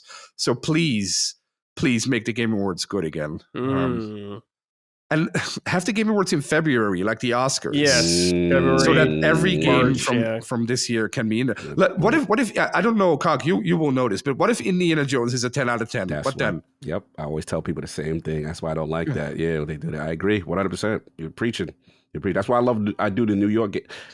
I love disrespect to Keighley. Like, I love the fact that it exists. You know, we need a game. It's our Oscars. I get it, but we just still need to correct some things. Obviously, DLC controversy. But your point is valid. You know, that's why I love the way New York Game Awards handle it, because they'll do it at January so that everybody from the past year actually gets a chance to compete, because it's unfair. So it's like you said, if Indiana Jones is a 10 out of 10, it doesn't matter. Like, it won't. And then let's be honest, when the next year happens, we're all talking about the new stuff. It's going to be more recency bias, and people who, you know, have not either, you know, not going to be able to include that game in it. So, yeah, you know, still work in progress. It's certain things. Yeah, like when we did Game of the Year awards at Easy Allies, we would do it at the end of like January usually, just because so people could play everything. But like, it's so weird because a lot of people do their Game of the Award stuff, like Joystick, you know, Golden Joystick. They're doing their stuff like now. It's like, hey, it's November, by the way. We still got a couple of games coming still. It's like, that's just kind of the way it is, I guess. People are like ready to do that stuff. It seems like, at least the gamer space, like November, December is kind of seem where it happens. Like for us, I'm going to do like a Game Award or like our GOTY episode for Summon Sign. I'll do one probably late December, just because it's when it's going to line up. So I would like to give us time, but you know, you just got to get it done eventually. But it is like a weird thing. I wish like the official thing, who could set the trend, which is Jeff Keighley, the Game Awards. I wish, like you were saying, Locke, was February or something like that, to make sure every game that actually came out that year got its flowers. Yeah. Or January at least, something like that. But I don't know. Yeah. We'll see. Keighley does take feedback into consideration, so we'll see, what happens. Yeah. Cog, what about you though? Anything that needs sorting from you? Sorting now. You took a good one, Locke. So I'm gonna take it. That is a good one. That was my last week as well. Yeah, that was a great one. I think mine is just overall, you know, sorted out just gaming community. We gotta sort it out with like this online rage and prejudging games before you actually play them. Yeah. Yes. You know, and I'm just tired of the grifting and, you know, don't support or don't play this, or, you know, this is terrible. And it's like, look, I come from the idea of like, you have your trusted reviewers, and I get that, you know, but that's a template. There are times where I disagree, right? And I'm like, wow, these people thought this game was horrible, right? And I'm like, yo, I'm actually having a great time. Or there's times where it's the opposite, where people are like, yo, you know, it's the greatest thing since sliced bread. I'm like, it's okay. It's like, I get that, you know, we're in the age of Metacritic. We're in the age of grifting, you know what I'm saying? And it's just like, we gotta be able to form our own opinions without being pressured from a group or, you know, reviewers and stuff like that. And that's the part. I feel like there's so many games that don't get a fair shake because there's already this perception before anyone even put a controller in your hand. Like, that blows my mind. And that's the part. So it's like, come on, gaming community, sort it out. It's okay to, you know, do your own research, have your own opinion, and before you comment because everyone else said don't support or everyone else said this is terrible, kind of deal. Some of my best favorite games are games that people consider average, or that's why I love what Locke said about Stalker. He's like, look, you play this game, you know what I'm saying? You'll understand what's going on here, kind of thing. But if you listen to just online discourse, sometimes some people won't even give something a chance, and that's unfortunate. Yeah. It's always good to try it yourself, if possible. Of course, it's not always possible, but if you can, Right, if you can, try to make up your own mind. And like we were saying, like, it's good to have voices like with people you can agree with, like you generally agree with, I would say, or resonate with them in some way. It's good to find people like that. And there's a million people to look at for reviews. Like everyone reviews stuff, so you can find someone anywhere. So even on this show, you can learn about games. yes. For me, guys, I don't know. I don't have anything off the top of my head that I think needs sorting right now. Mine was last week with the Game Awards, so I don't know. It's the beginning of the week, though, so maybe something will come in the week later that'll piss me off, but who knows? For right now, it's okay. For now. For now. I'm watching you, game industry, all right? I'm watching you. I like watching you. All right. Let's hear from Bradley McDermott. Sorted out Lego Horizon Adventures. My wife and I love playing co-op games and trophy hunting together. So it was a huge disappointment to find out that only the host of the game receives trophies in Lego Horizon, even though my wife is logged in and playing through her own PSN account. She does not receive any progression towards the platinum. Huge bummer. Sort that shit out. Yeah, that does suck. That's really annoying. I don't know why that's bad. That doesn't work. But yeah, sort that out, Sony. Get that going. Come on, man. You guys played that? Like, I have no interest in playing that game, so I'm curious. I wonder if I think Colin played it. I'm curious what he thinks about it, but I don't know. Yeah. All right. This is from Sean Sunnerud. Hey, Summoners. My sort out this week goes to Microsoft and Asobo Studio for the utterly atrocious release of Microsoft Flight Simulator 2024. It took me days to even get past the loading screen, and when I did, it was still a buggy, laggy mess. I appreciate it using cloud technology, but it relies on it too much. Why they didn't have a large install, then run off the cloud on top of that, like they did for the last game, I'll never know. Servers couldn't handle the strain, and with it, my patience too. I've now moved on to other games and may return one day if servers improve or if there's a patch. A real shame. What was going on here, Cog? Oh boy, Sean is not lying. He is 100% the truth. I every word that man said was the gospel. Look, Microsoft Flight Simulator, I knew something was a little strange because the first game, I believe, was like 130, 120. It was a huge download. Huge game. And I'm to the point where it like almost filled up like the entire series. It was so funny. But this one, I remember the download was like maybe like 20, 30 gigs. So I'm like, that's interesting. That's a small download size. And to his point, you log in. I mean, you download it and then you try to fire it up, and it goes through this like loading assets and loading things down from the cloud before you can even play the game. So that starts, and then it almost treated it like a live service game where it's like you're in a queue. But the difference is, like, I play games like Destiny. Usually that first day is rough, right? Yeah, everyone's trying to log in. It's the big expansion, blah, blah. Yeah. But this was like, I turned it on, and it said, you're in a queue. I'm doing like chores around the house. An hour later, no progression on where I am in the queue, no update. It still says 0 of whatever.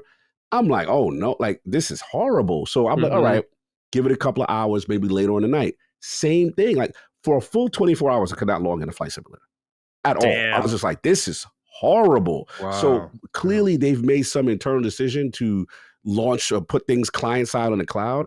And it's just a bad decision. And it's just like, shouldn't you have been prepared for this?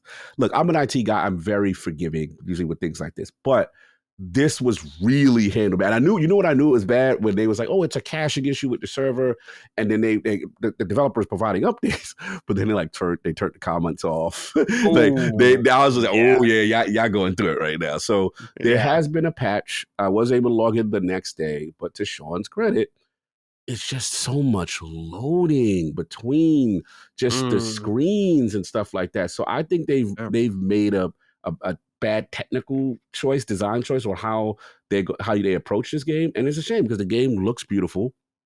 And, it really is, the flight simulator. It's basically the motorsport of, in the air, so to speak, that hardcore simulation. And I'm trying to get the license.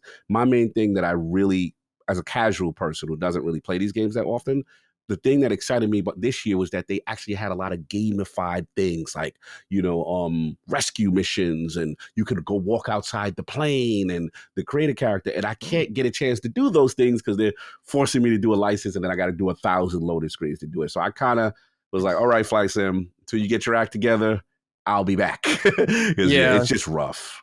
I don't think there's anything wrong with doing how they did it, but you need to offer the other way as well, like the full install and all that kind of stuff. It's cool if you want to do both and you want to experiment and work on that thing. I think that's totally fine and can be, if someone's like, oh, I only want to install 30 gigs or whatever, totally cool.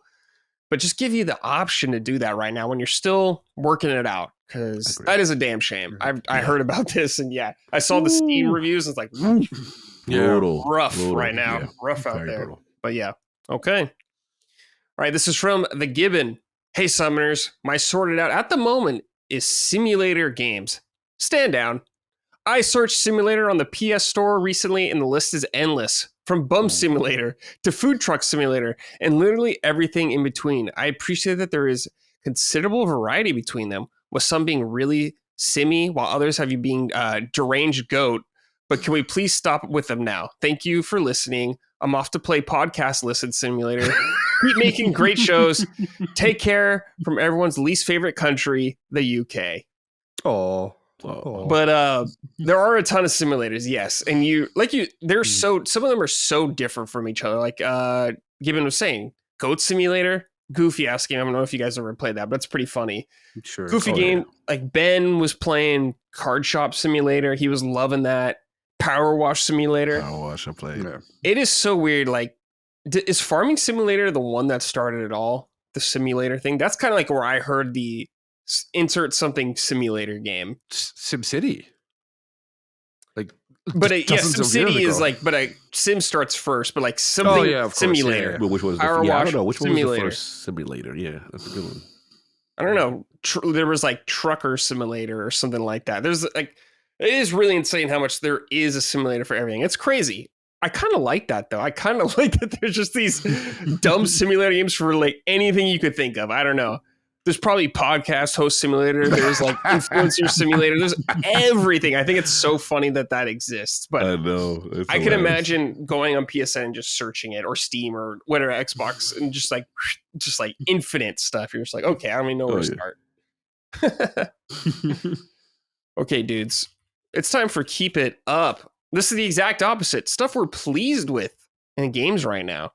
So I got one. I can't remember if I've done this, but I'm just going to say it again I did. Blizzard. You got a W for once. I'm very happy about this. Oh. The Warcraft Battle Chest you came out with, the new one, Warcraft 1 and 2 remastered, and the Warcraft 3 Reforged 2.0, finally fixing a lot of things. There's a lot more graphic features. Warcraft 3 is like, I love that game. It's like what got me into Blizzard. That was like right when I got a PC around that time the first time. And it's such a like, I know you love Warcraft 3 as well, Locke. So yeah, I'm so happy to get that. I'm really stoked to play Warcraft 1 and 2. I've never played them. So I would love to go back and play those. I'm so happy they exist. That's good shit. Good job, Blizzard. You did good there so far. I'm very happy about that. Do you know if Reforged, because I have Reforged, of course. I've played it coincidentally a month ago or a month and a half ago. I played like a couple of missions in Warcraft 3 because I just wanted to get that feeling back.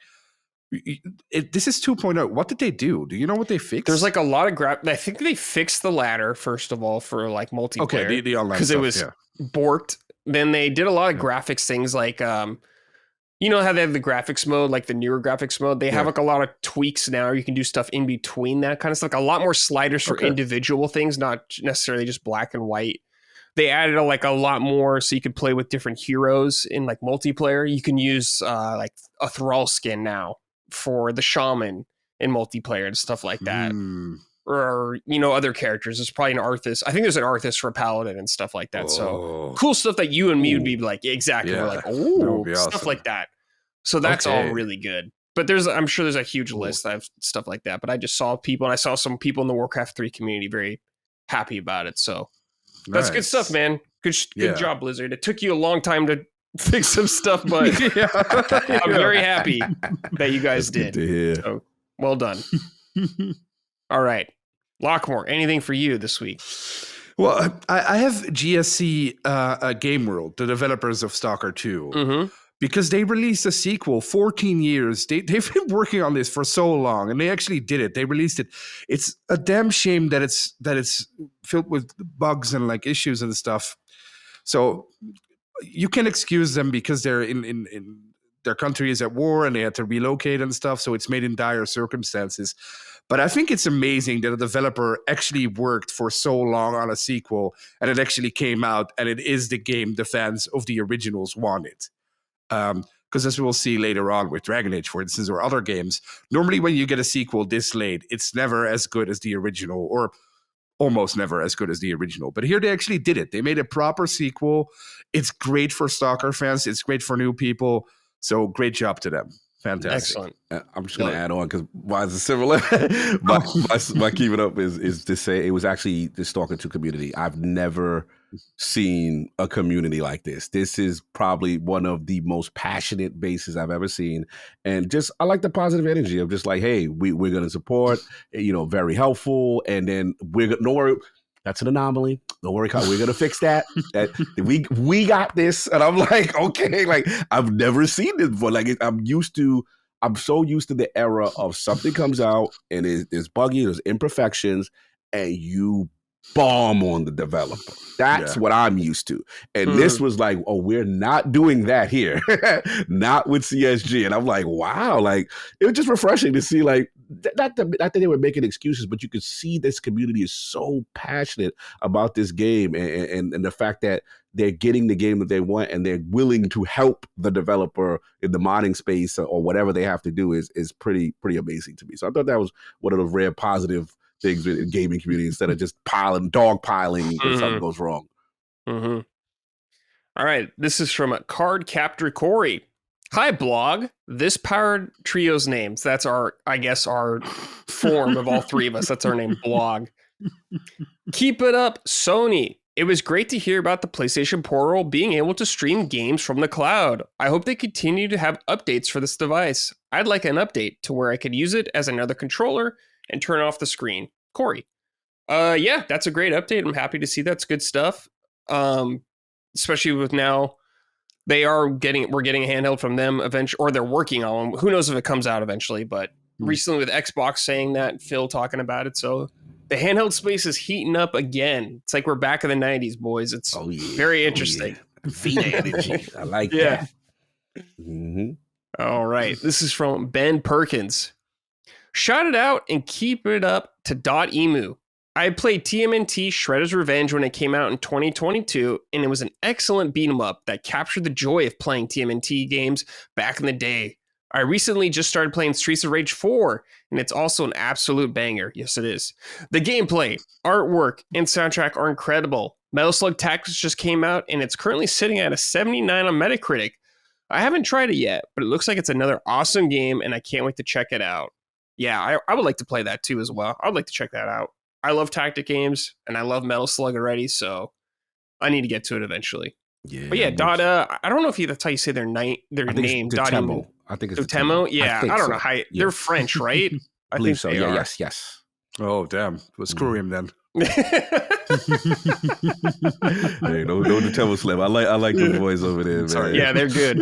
They are good. Yeah, I got it. We got a chance to cover Streets of Rage 4 early, and what was pretty impressive how Sega worked with them. They're so passionate about these kind of vintage games and stuff like that, that Sega actually allowed them to make that game canon in the Streets of Rage series. So that was the 4th series. Just the attention to detail. And then Shredder's Revenge, me and Maddie, rave about that one all the time, almost like that Turtles in Times kind of spiritual successor. Yeah. Amazing beat 'em up. This is my era, and they really go the extra mile with the features and things of that nature. I'm with you on Metal Slug. That's an old Neo Geo joint. And it looks like they did a switch with style like tactics and turn-based. Mm-hmm. It's in Game Pass. I download. I got to give it a shot and see how that is. But it looked cool. I love that art style, that pixel art. Right. It just looks cool. So I'm definitely going to rock with that one. But shout out Streets of Rage 4. Awesome game, guys. Amazing. Check it out if you can get it. It's really good. Yes. And the soundtrack, banger. Yeah. Banger. All right. This is from Kazden Risk. Hey, sloppy, slippy, slimy, silky. Sweaty summoners, good lord. I wanted to give a keep it up to PlayStation and the design of all the 30th anniversary stuff. My Portal and Edge have arrived in the mail and are super sexy. Hope they keep this up for the 35th anniversary, 40th, and so on. I need gray gear forever. Take care. Yeah, everybody likes that gray. I wish I could buy all their consoles in that gray or something like that. PS6, just come out like that or something, please. Yeah, we would eat that up. That's good stuff. But yeah, the 30th anniversary stuff is really great. It's very expensive, but shout out. Like Dustin got the Pro. He's got it. The 30th anniversary Pro? Yeah, he does. Oh, jelly. That would have been the thing to make me get a Pro. I ain't gonna lie. That gray, because I have such an affinity for PlayStation 1. And like, that's my favorite one. Because it was my first introduction to Sony. And I love that gray. It brings back so much memories of me with my PlayStation. So, yeah, I'm jealous. That thing look good, man. I ain't gonna front. They need to they need to do another run. Yeah, instead of just a one-run 30th edition, that's it. Come on, Sony. I know. Come on, out. Sort it out. Let's get some more in there, please, for God's sakes. I don't know. You know, I would really like if they made one that looked like a PlayStation 2 as well. Oh, that's your favorite. That's your favorite. Oh, I don't know if it's my favorite. I love the PS1 as well. I love PS1 and 2 probably the most from like a design standpoint. For design, yeah. Just like, oh man, they're both so good. So classy. Good stuff. Yeah, absolutely. All right. Like the PS5, I do not like the PS5 the way it looks. I think it's pretty ugly. It looked like a beach whale on its side. I don't like it. It's like a giant router or something. Yeah. It's got like a big tumor if you got the right on it. Yeah, it's not sleek. All right. PS6, hopefully it'll be better. All right, boys. Over the past month or two, I've been going on my Pokemon journey, revisiting it. I've talked about this. I fell off the series big time in the early days. Played Red and Blue when they came out. Loved them. I was a great age for it. I think I was like 11 when it came out, so it was really good for me. But after that, Pokemon, I lost interest in a lot. Fell off on it. Tried it occasionally. Never hooked me. I was always shocked with how little the series have changed, and that's still true. It's still, pretty similar, but for how many there are, I should say. But I've been going through them. I'm going through every generation slowly over time. I did Red and Blue before. I recently got through Gold, which is Gen 2. So now I'm on Gen 3. I am playing Pokemon Emerald. So what that is, when Gen 3 started, it was Pokemon Alpha, or Ruby, I'm sorry. Then there's Pokemon Sapphire on Game Boy Advance. So I'm in the Game Boy Advance era now. But for a while, every Pokemon game, they'd have two that comes out, and they still do that. But there would be a third one later on that'd come out that'd have like stuff from both of them, kind of the best of both. And that is what I'm playing of this generation, Pokemon Emerald. However, I am playing an emulated version of this game because the cart itself is like $200. And I said, no, that's not happening. I'm not doing that. But I've been buying a game from every generation. So like I bought the 3DS remake for this generation at least. So I'll have a game of every generation at least, which I like to buy the games if I can, if they are reasonable, I'm not paying $200 for this game. I'm just not doing it. It's not happening. So I'm emulating now because everyone is like, yo, this is peak Pokemon. You got to play this version, do all that kind of stuff. So I am. And I'm having a good time. It is still very much Pokemon. The loop is, you sit out, you're a young trainer, you're going out there, you're fighting gym leaders and all that kind of stuff. You're going on these routes. There's always like a little story going on here. What's funny about the story is, so you are this trainer. That's always the basic thing. You're going out there. You got to be the best Pokemon trainer always. You always got a rival. What's funny about the rival in this game is it's depending on if you pick a male or a female, boy or girl, whatever. I think it's the opposite gender. So I picked a guy and it's a girl and she's very nice compared to the old rivals. She's like friendly and everything. Like the rivals I'm used to are real dicks all the time. And the other ones like Blue in the original ones. And the guy in the second one, you always name them. I named my rival in the last one, Phil after Phil Spencer. So I thought you would like that clock. But yes, I'm going through it. So I noticed that it's very, very friendly rival. So I was surprised about that, but it was a nice change of pace. Going from Game Boy Color to Game Boy Advance, big update, obviously. It looks really good, honestly, and it runs really good. For like a Game Boy Advance game, I'm like really impressed. It has like really nice reflections when you're over the water and stuff, dude. I was like, yo, it's like ray tracing back on the Game Boy Advance. That's what it feels like right there. It looks really good. But what's been cool about this generation also is compared to Generation 2, where there's new Pokemon, obviously, but in Generation 3, there's way more new Pokemon.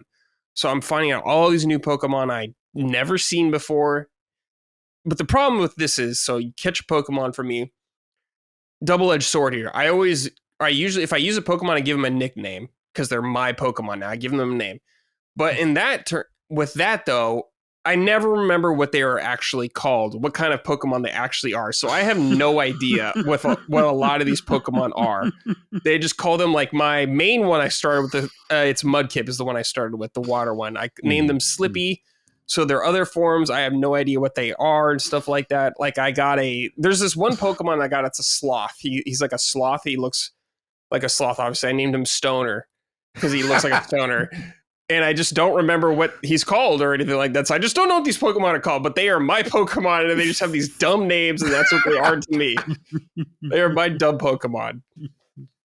But yeah, I'm going through this, and it's very classic, very similar. If you put the other Pokemon so far, it's still the loop of gotta catch them all, that kind of stuff. I'm not catching them all, by the way. I'm not doing that. That's way too much. But there's also a little storyline going on in the game, also besides you trying to be the best Pokemon gym leader or trainer out there right now. One cool thing about it is one of the gym leaders early on is your dad, actually. So your dad's a gym leader like that. So you go out there and you fight your dad, which is kind of cool. Adds a little family drama, but he's like, I'm not going to take it easy on you because you're my son. I'm going to treat you like I'm an actual trainer. And he, like, when you beat him, he's like, I'm sad that I lost as a trainer, but as your father, I'm very proud and stuff like that. So it's very cool. But during the game, there are these two factions. So depending on what version of the originals you played, if you played the Sapphire version, you got this team called Team Aqua. And if you played the Ruby version, you got this thing called Team Magma.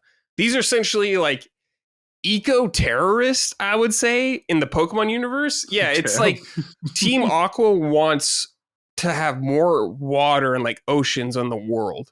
So like getting rid of stuff like that to just have more water for water Pokemon and stuff like that. While Team Magma wants to like get rid of oceans and stuff like that to have more land for land Pokemon and that kind of stuff. So you have these two factions, and in Emerald, they're kind of warring with each other. So you're going back and forth and fighting. It's like really goofy and all this kind of stuff. They're trying to like, it's weird being a 10-year-old with Pokemon and fighting eco-terrorists in this game. It's crazy stuff, but I'm like, whatever, dude. We're just going to go for it. It's all good stuff.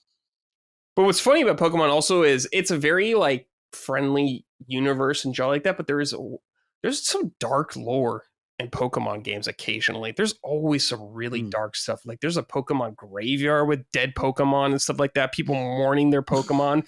Some of these Pokemon have like really sad backstories too as well. It's rough out there, man. Once you dig into it, because they all look so cute and stuff like that, but then you find out like context of why they are this way. You're just like, oh God, I wish I didn't know that. It's like a sick joke almost what these developers are doing. But I'm just still going through the game. I think there's 8 gym leaders. I've defeated 6 of them. So I'm pretty far into the game. Don't know how it's going to end. It's been great so far. The music, bangers. Nonstop bangers in Pokemon universe. So good, man. It's so good. The art style looks awesome. The Pokemon sprites look really good. So I'm really digging all of that right now. I can't wait to play more. And it's been really fun for me just seeing the evolution of this series evolve over time. You know, it's the biggest IP in the entire planet. It's like Pokemon. It's the biggest thing possible. So me going through the history of this series has been a delight so far. I will continue to do it over time, slowly, because I don't want to get too burnt out playing Pokemon games. But so far, Pokemon Emerald is really good. Having a damn good time. I can't wait to finish it. Let's see here. This is from Jefferson Wentworth. Brad, which Pokemon is the best Pokemon, and why is it Bulbasaur? All right, guy. So here's the thing with me. If you watch Constellation, you would have heard about this. I have Pokemon tied for the top. My favorite Pokemon are 2 tied. We have Snorlax. If you guys don't know, just Google him. He's a big, like, fat guy that just sleeps and all that stuff. I love him. He's great. And then I got Blastoise. He's the water starter final evolution. He's one of the OGs. He's like a giant buff war turtle, has water cannons coming out of him.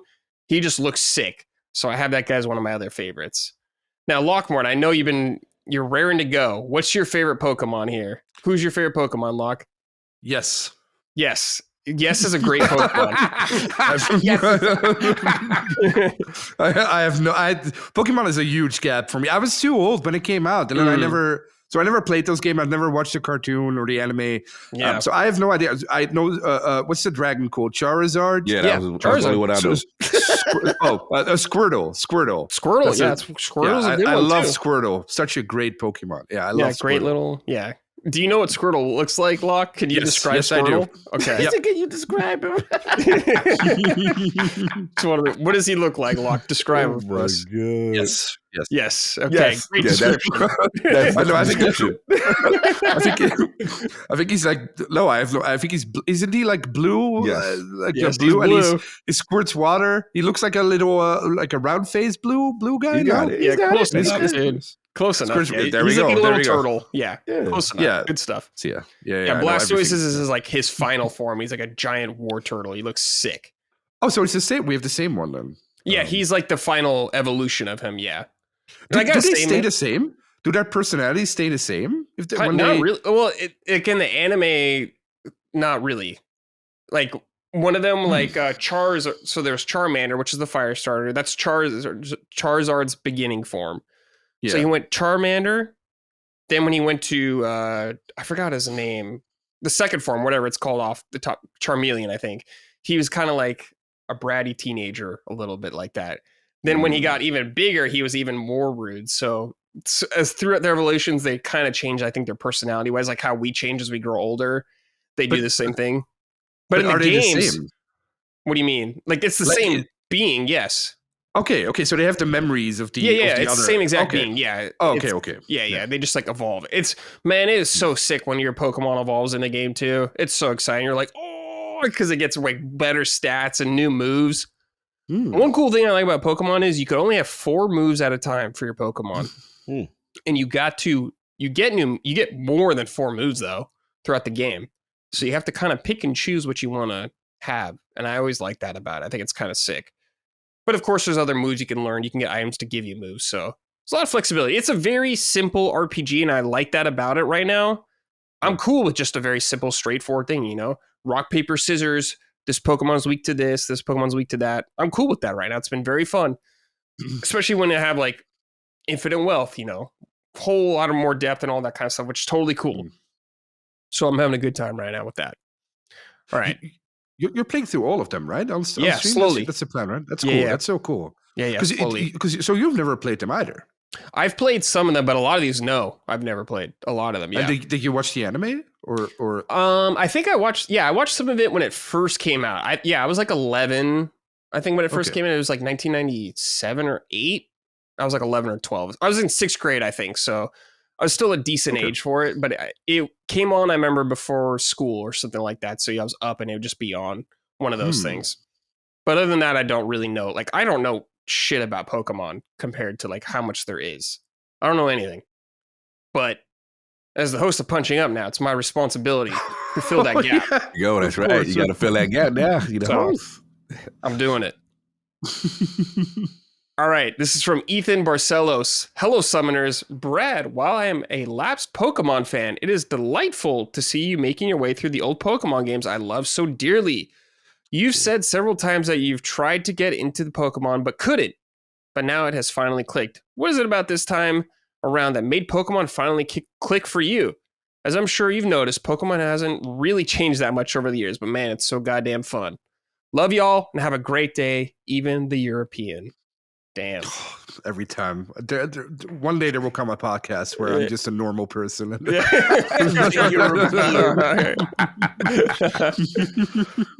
I think a lot of it, Ethan, this time around is a headspace and kind of just understanding what the series is and just being okay with that. Like when I was growing up with them and just coming back to it and just being like, man, it's still very basic, a little simpler. I think I was looking for something more at the time, which it isn't. But I've kind of accepted what it is and I'm okay with that. And I think that's really helped me a long time. And I've been streaming it with my chat. It's been really funny because they're all experts. I don't know shit. Like I've said, they're all experts. So it's very funny and fun for me to play this game where everyone's like knows so much about it. It's crazy.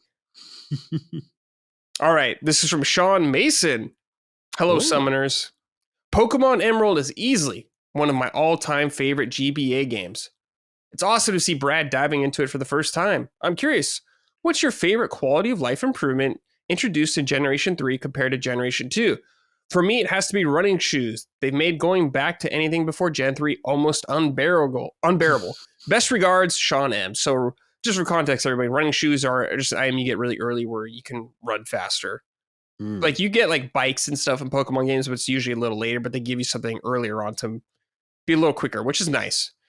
I forgot to talk about this in the game, but my favorite thing they've added in this game compared to the other ones is there's like 2-on-2 battles now. Sometimes you'll be wandering like through an area like that, and there's trainers, you'll get ambushed by 2 at a time. So you'll fight 2 Pokemon at a time, but you'll also bring out 2 Pokemon at a time. So it's like some tag team effort a little bit. So I like that. That's really cool. Oh, cool. You know, synergizing moves between them. Good stuff. Just a little bit different to add some spice to it. Nothing crazy, but just a little bit. All right. Lockmore, Dragon Age the Veilguard. You have finished it, I believe, right? I have finished it, yes, since yesterday. Okay. Let's talk about it. Well, it's a tough. There's a lot to it. If only it was that simple, because it's a very tough game to talk about. People get very upset. So before we delve into the Veilguard, I'm gonna give a little bit of history about Dragon Age, because people get really upset about the Veilguard, and a lot of people haven't played any Dragon Age. They just get upset because the Veilguard is woke, and it is woke. But every Dragon Age has always been extremely progressive.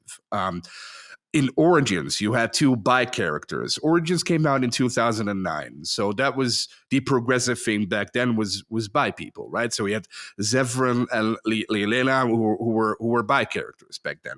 Then in Dragon Age 2, you had 3 bi characters, and according to your gender of your Hawk, who you wanted to play, male or female, they would change sexual preference. So you had Meryl, Anders, and Fenris, who could be bi or gay, considering your gender. And then in Inquisition, which came out in 2014 and won Game of the Year that year too, you had the storyline of Dorian. And Dorian was a gay mage, and his father used blood magic as conversion therapy. That was basically his personal storyline. There was also a trans character in Dragon Age Inquisition. One of the followers of the Iron Bull, a woman who transitioned to a man named Krem. Yes. So that's, I think, maybe one of the first trans characters ever in a video game, or at least in a Dragon Age game. So that short little history lesson is just to show that Dragon Age has always been woke. But now that we're in this very toxic and annoying culture war nonsense with every single game out there, it's getting amplified to the 100th degree for no reason, really. It's very annoying when that happens. That's not to say that Dragon Age does it well, because the writing in Dragon Age, all of them really, and especially the Veilguard, is very on the nose. I don't consider Dragon Age Origins, Dragon Age 2, or Dragon Age Inquisition especially as great writing. None of them.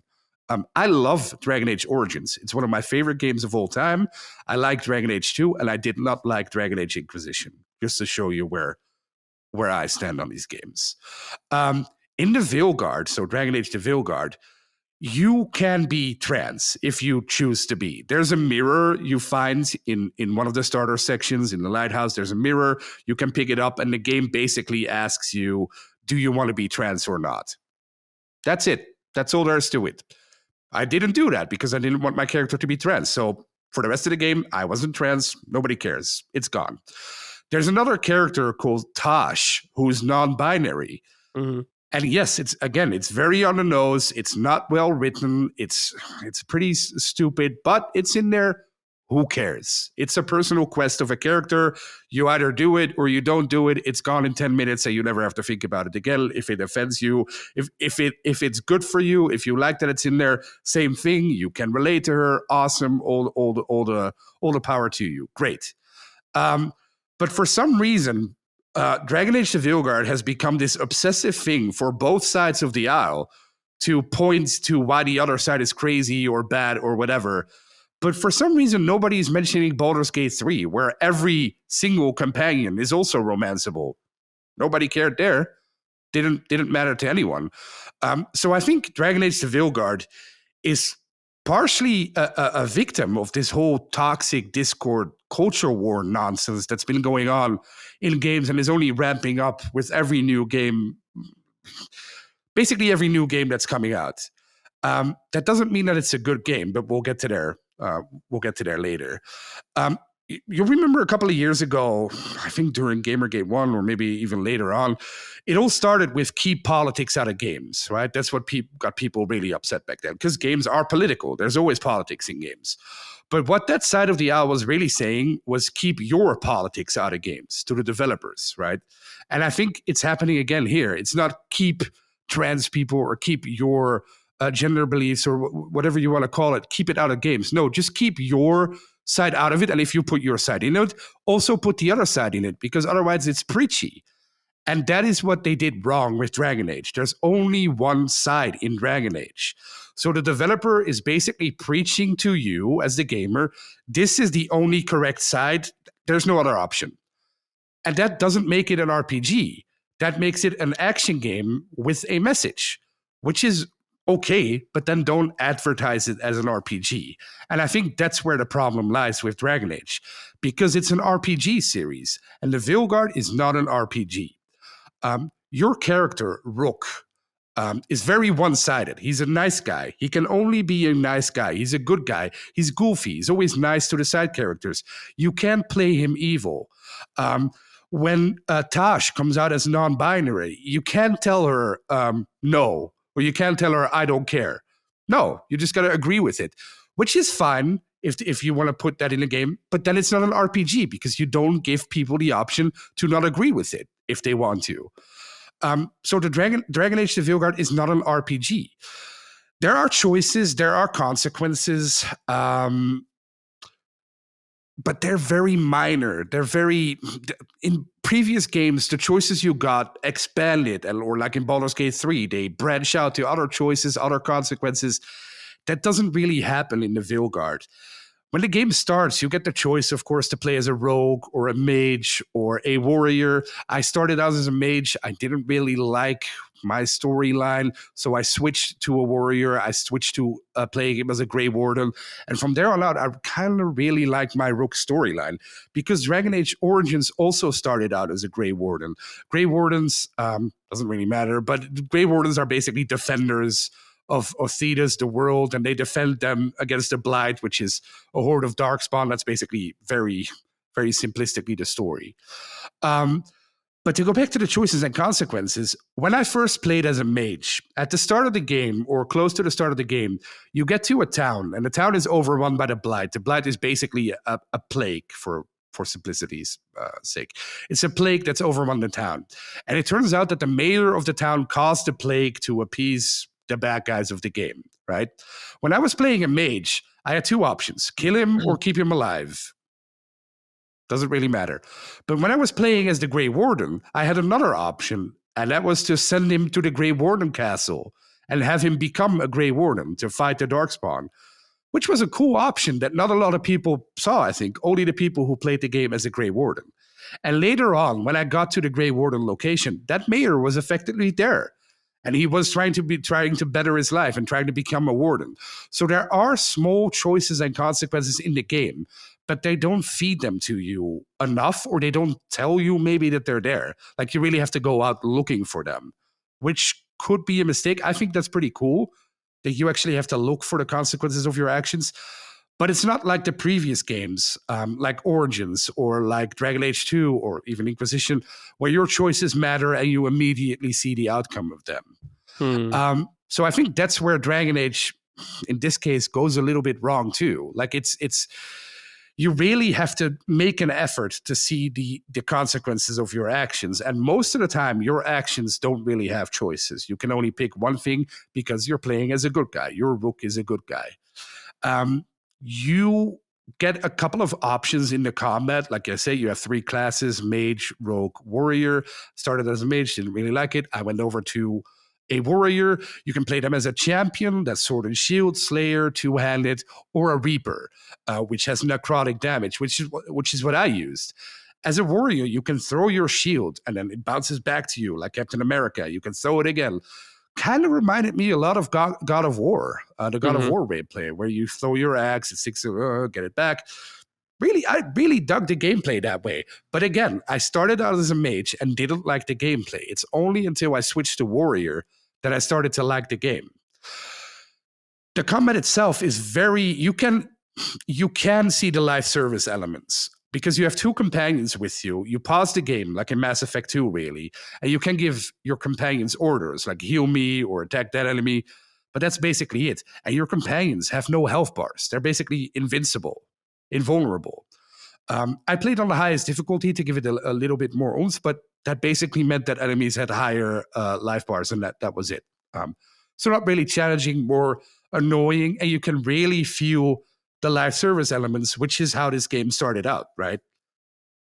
Which is a shame, because other Dragon Age games, the first one was a tactical CRPG, really.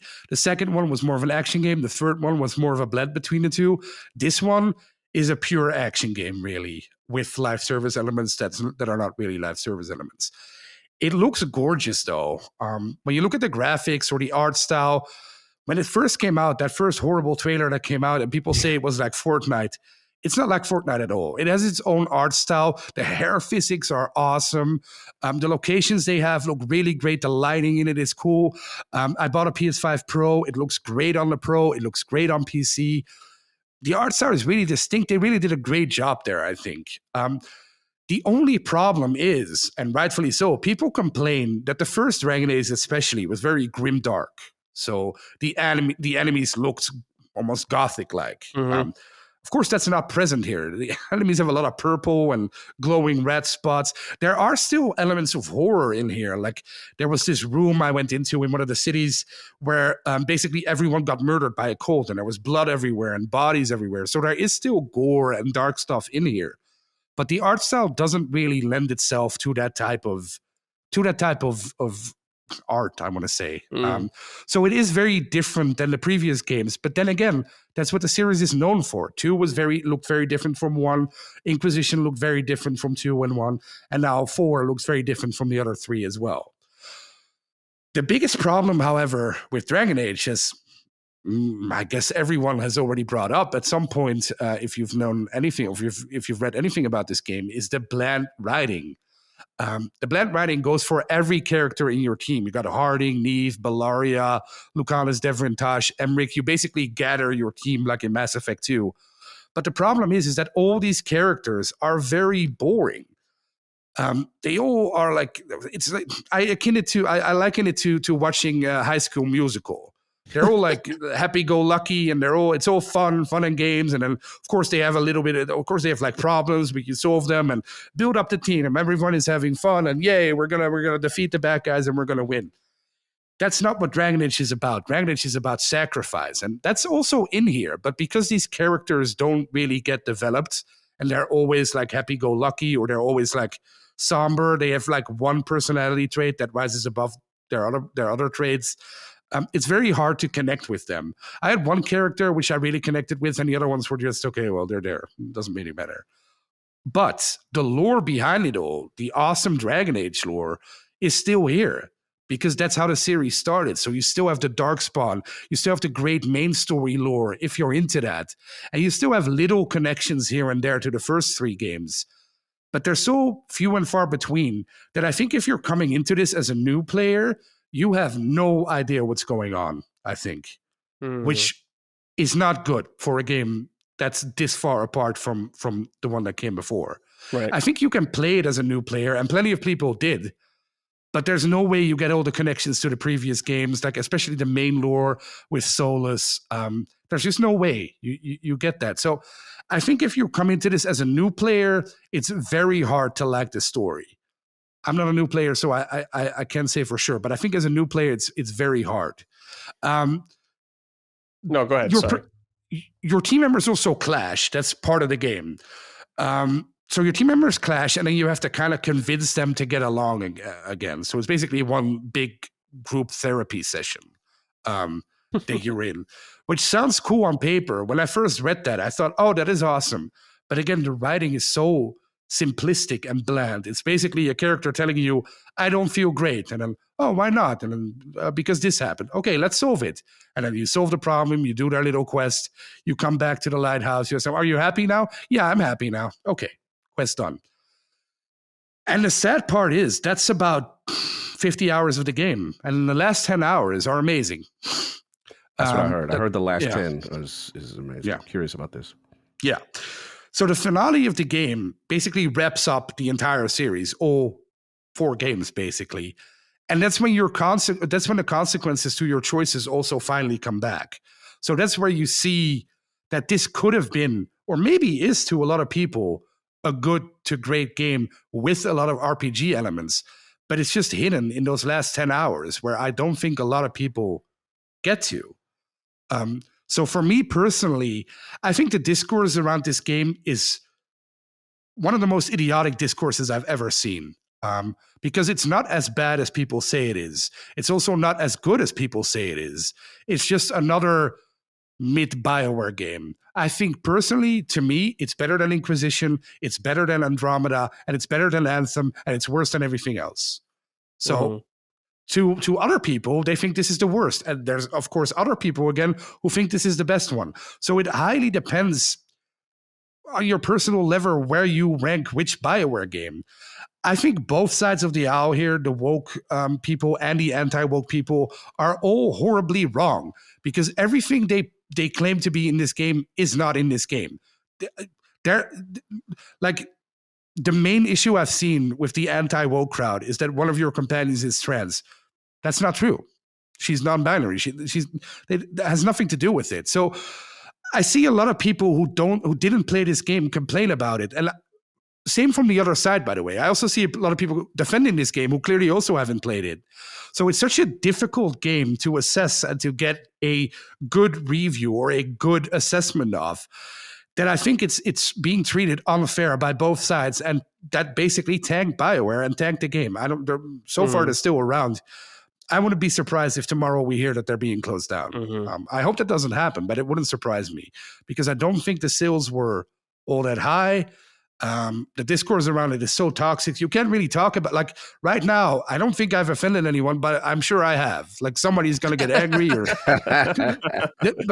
but that shouldn't happen. I think that's very annoying when you're talking about, this is one of those games where you can't do right. Like, you can give your honest opinion and people will still get super angry at you. So to me personally, I love BioWare games. I love all of them, even the ones I didn't like Inquisition. And Veilguard, I don't love it. I don't think it's a great game. I think it's a decently good game. It's a bad Dragon Age game. It's a bad RPG. It's nowhere near a 10, nowhere near a 9, nowhere near a Game of the Year material. But I think it's okay. I mean, it's a 7, a 6 or a 7. So if you're into Dragon Age, just give it a try. Play it for yourself. Like every game should be played. Just play it for yourself. So yeah, that's all I have to say about Dragon Age. Sorry for the little. No, it's great. It's all good stuff. I'm just curious, like, Locke, so you're talking about the art style change and how people didn't like that as much, going from the grim dark to where we are kind of now, and maybe not even the writing necessarily. I guess you would say the writing is better than the old games compared to now. You would say, right? The old games had better writing than this game. Yes. Okay. Yes. So. And I know a lot of people don't like the switch to the action combat and all that kind of stuff. And it reminds me of Final Fantasy in the sense that Final Fantasy changes dramatically from each entry. But what I think what makes Final Fantasy work better is that it's a standalone entry from every single one usually. Yeah. Like 7 is different universe than 8 and stuff like that. But with this Dragon Age, it's all one world that's connected. Yeah. And do you think there's like some kind of like whiplash going on there? Just like the tonal, like going from the grim dark stuff to where we're at now in the writing now? Sure. If you go from Origins to this one, to Veilguard, so from 1 to 4, sure. But then you're ignoring 2 and 3. Okay. And the art style has always evolved to something more cartoony. Like if you compare Inquisition to Origins, I'd say the same thing. Like Inquisition looks way more cartoony than Origins. Origins really look like grim and dark and awesome and new. The first trailer had Marilyn Manson in it for the first trailer for Dragon Age. They're not going to do that with the Veilguard, and it's like maybe that's funny. It's like a good parody, maybe, because it's the exact opposite. This is High School Musical. You can't have Marilyn Manson and High School Musical in the same. It conflicts with each other, basically. But I also think that the people who say that haven't really played Dragon Age. They don't know what they're talking about, because it's always been evolving like this. The first Dragon Age is 15 years old. I mean, Dragon Age 2 came out 2011, 2 years later, and then there's 3 years to Inquisition. It's always been evolving this way, in every way, in art style, in music, in characters, in the woke stuff, in everything. So this is just the next step. Yeah. I guess, do you think the game, and yourself as a fan of the series, you would have been happier, not necessarily if the plot lines were different and stuff like that, or the characters, but just how the writing, the execution was handled? Do you think people would have been a lot more happy with the game in that regards? Aside from like the combat changes or whatever, the art style changes, whatever people are complaining about. Do you think if they just had better execution on the writing, it would have been a lot better? Well, why is this game getting so much flack? I think that's an important point. I don't really necessarily think it's the writing, because I thought the writing in Inquisition was also not good. I saw a lot of people complaining about the writing in this game. Yeah, the writing is not good, but I mean to say the writing in the previous one also wasn't good. So it's not. I remember when Inquisition came out, and a lot of people didn't like it. Like, it obviously won Game of the Year, and that was really weird. I remember at the time. That was weird, yeah. But that really felt like, ever since Dragon Age 2 came out, like 1, Universal, 2, people were kind of like, well, 2 was also panned, remember? Yes, I do. That's what I'm saying. Like, that's when it started going downhill after 1, I guess, in people's eyes and stuff like that. And this is just kind of the end. Well, it's good that they wrapped it up, at least from the story. Well, it's a shame, because you're absolutely, the writing, just to be clear, the writing is not good in this one. It's not. It's I wouldn't call it terrible, but it's not. It's not Baldur's Gate 3, nowhere near. Right. I wouldn't even call it. I wouldn't. If you compare it to a Bethesda game, Bethesda games are even have better writing than this. So, but my problem is that that's never been an issue for people until now. Now it's suddenly like a huge issue, and you've got it's so progressive, and like but so were the other ones. Like, haven't you been paying attention? Like, it's so weird to me that this game suddenly is like the personification of whatever you don't like. But have you not played all the other ones leading up to this? Because they all had that. Right. So I think, I don't know, of course, but I think maybe this game will be looked on more favorable in like a decade, when maybe the next one comes out or something.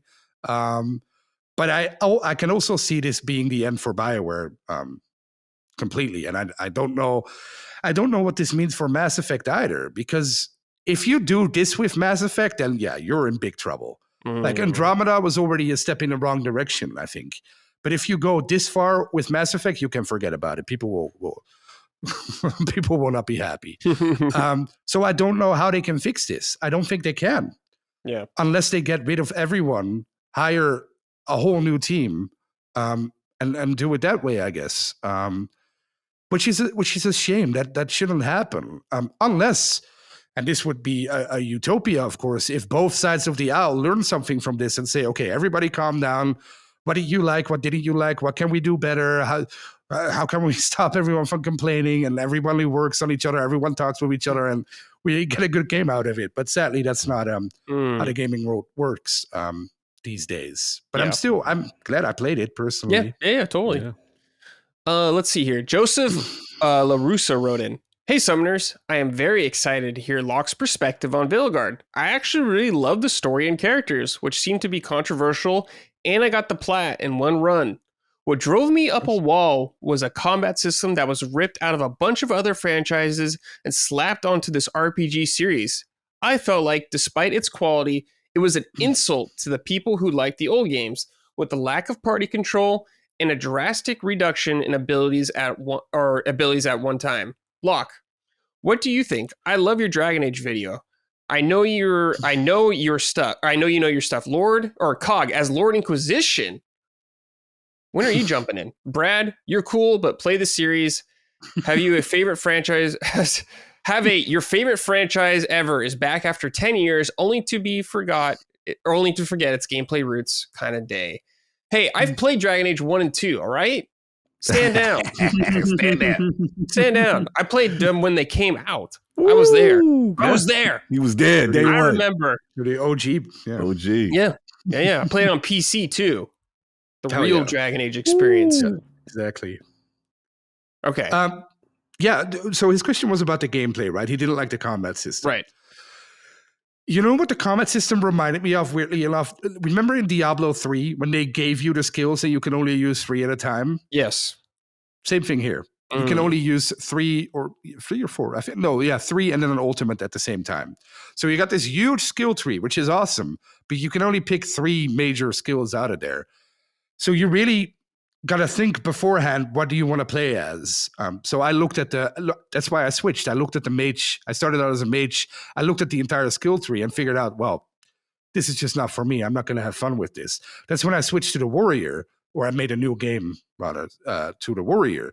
And I looked at the skill tree and I was like, oh, you can throw your shield. That's cool. And you can do like necrotic damage, or the swords can you can put fire on them. That's pretty cool. So that's why I switched to the warrior. And I think they did a great job diversifying the characters. So rogue feels very different from mage, and mage feels very different from warrior. But I think a lot of people play this game, start with the class, stick with the class, don't try the other ones. And then if you happen to not like your class, you're kind of screwed. So I don't know what does it say what he played as or not? No, he didn't mention. So I can only advise him, try another class. Well, he already finished it. That's a shame. But maybe go back and try one of the other classes and see if you like that more, because it really makes a difference here. When I was playing as a mage, I really wasn't having fun. And I thought, oh my God, this is terrible. But when I switched to the warrior and I had my God of War moments here and there, and I could jump and like hack and slash people, I thought it was great. I thought it was amazing. So I think it largely depends on what class you pick. I don't know. I don't know. It kind of seems like Locke maybe... Here you're talking about the evolution of the game's combats throughout the series. Maybe things have changed pretty much for every entry, you said. So I don't know. Yeah, it's the same thing with the progressive stuff. It always ramps up. Remember, the first one was a tactical CRPG. You could play it on console, but it wasn't really... Yeah, it was different. Didn't really... Yeah. So you had like the top-down camera on PC, and that's how you were meant to play it. Then 2 became more of a console version, right? Then 3 tried to use a blend between the two, but it was also way more console focused. This is a console action game. This is not a PC CRPG tactical game. I think if you show people Dragon Age 1 or Dragon Age Origins and then Veilguard, there's like no comparison. No comparison. Maybe in the overall lore, of course, but that's it. Like, Interesting. So of course, that's jarring to people. I get that. Yeah, it sounds like a mixed bag for you, Locke, but I'm glad you enjoyed the ending and stuff like that. That's good. But, yeah, it kind of makes me sad to see. It's one of the great franchises that never got its due, I think. Like we never got the what we got for Mass Effect, like the trilogy remastered before the Yeah. Because you can't do that, because that's part of the problem, because you can't do that with Dragon Age. It's so drastically different. That's what it seems. Yeah. Shout out to Joe LaRussa. That's the homie. I'm gonna play it. It's next on the docket. I was just giving myself a little metaphor break because I was doing extra stuff for metaphor. But no, I did start, and I'm now going to get that going. I love the discussion how you explained it, Locke, because I think Maddie said something similar when I asked him, because I was like, I am going to play it, and I would consider myself a very casual Dragon Age fan. Obviously, I'm Lord Inquisition. That was my first entry, so I'm here. I started at quote unquote the worst one, and I'm like, oh, this is not that bad. I don't see what everyone's talking about, but getting the context from an OG like yourself, Locke, who's been there from the beginning and understand, hey, these are drastic changes from the core gameplay. But I like what you said about, hey, it's always been progressive. It's always been, what the kids are calling woke or whatever. It's always been there, right? It's just a matter of, I think what you nailed is what I consider as a fair assessment, in the sense that if someone is trans or whatever, that's fine. But we come from the era of like the Mass Effects and stuff where it's like the main character can challenge that, or you can still be a jerk and you can push the boundaries so that both sides are represented in the game, as opposed to, hey, we're telling you like this is an after school special and preachy of how it's supposed to be. Because I did see some dialogue about push-ups and I was just like, ooh, okay, what if I didn't agree with the character's lifestyle? Like, you should have the ability to challenge, and knows what makes these games great. So it seems that was the mistake. But I like that you were fair in your assessment, and that the flip side of that I heard about people who love the game is they say, yo, I've heard this was the strongest thing I've ever, like the last half or last act of the game is like peak BioWare, where people were like, I know, that's why I was like, I gotta play this game because that sounds blasphemous. It's coming from a person who like me who loves like Mass Effect 2 and the Suicide Mission and Mass Effect 1. And they were like, bro, like it's that level. So it's polarizing, but I think you nailed, in fairness, both sides of the argument, and from someone who's actually played all the games, what truly Jagged Age is. So I'm looking forward. I'm jumping in now. You got me really excited. I want to get my own opinion of like what's really going on here, and from a casual perspective. Because remember, Inquisition is my baby because I love Solas. I thought that was the most amazing character. I never played a game. Well, for those who didn't play, I'm not going to spoil, where one of my companions did something like this. And I'm like, oh. So, and I did Dreadwolf, the expansion. Yeah. So the reason why this Veilguard is calling me, this feels like a direct sequel to the game that I like. So I'm like, they talking to me. I'm biased. But this whole game is about Solas. See, I'm in. Yeah. I know I'm gonna like it because I'm like, Solas, the Dreadwolf, that's my guy. And it's a very complex character. It's not black and white like you think it is. And I'm like, I love that about it. So let me get my casual view in. I'll get back to you. Like, oh, that's amazing. I love that. I love it. Because that was the part I also loved about Inquisition, like the lore behind Solas, right? Yes. It's amazing. And that dates all the way back to Dragon Age Origins. Really? So to have that all conclude here, I will say, without spoiling, it was so satisfying as a Solas fan too. That's what I care about is that's what I asked back. I said, what I get everything you said, and the critiques are legit. Did they land the plane? And he said, yeah. I said, okay, I'm in then. That's all I needed to hear. So now I'm ready to go. Cool. Awesome. All right. Cog, I'm very excited about this. You have finished Metaphor ReFantazio. I have as well. So I'm very curious to hear what you think about this game. Talk to me, man. Yeah, man. This was look, I know Maddie, I give Maddie a little crap here, but like, I know he loves Persona, and look, I get it. The games are amazing. I played them, but for me, the school setting is as cool as it is.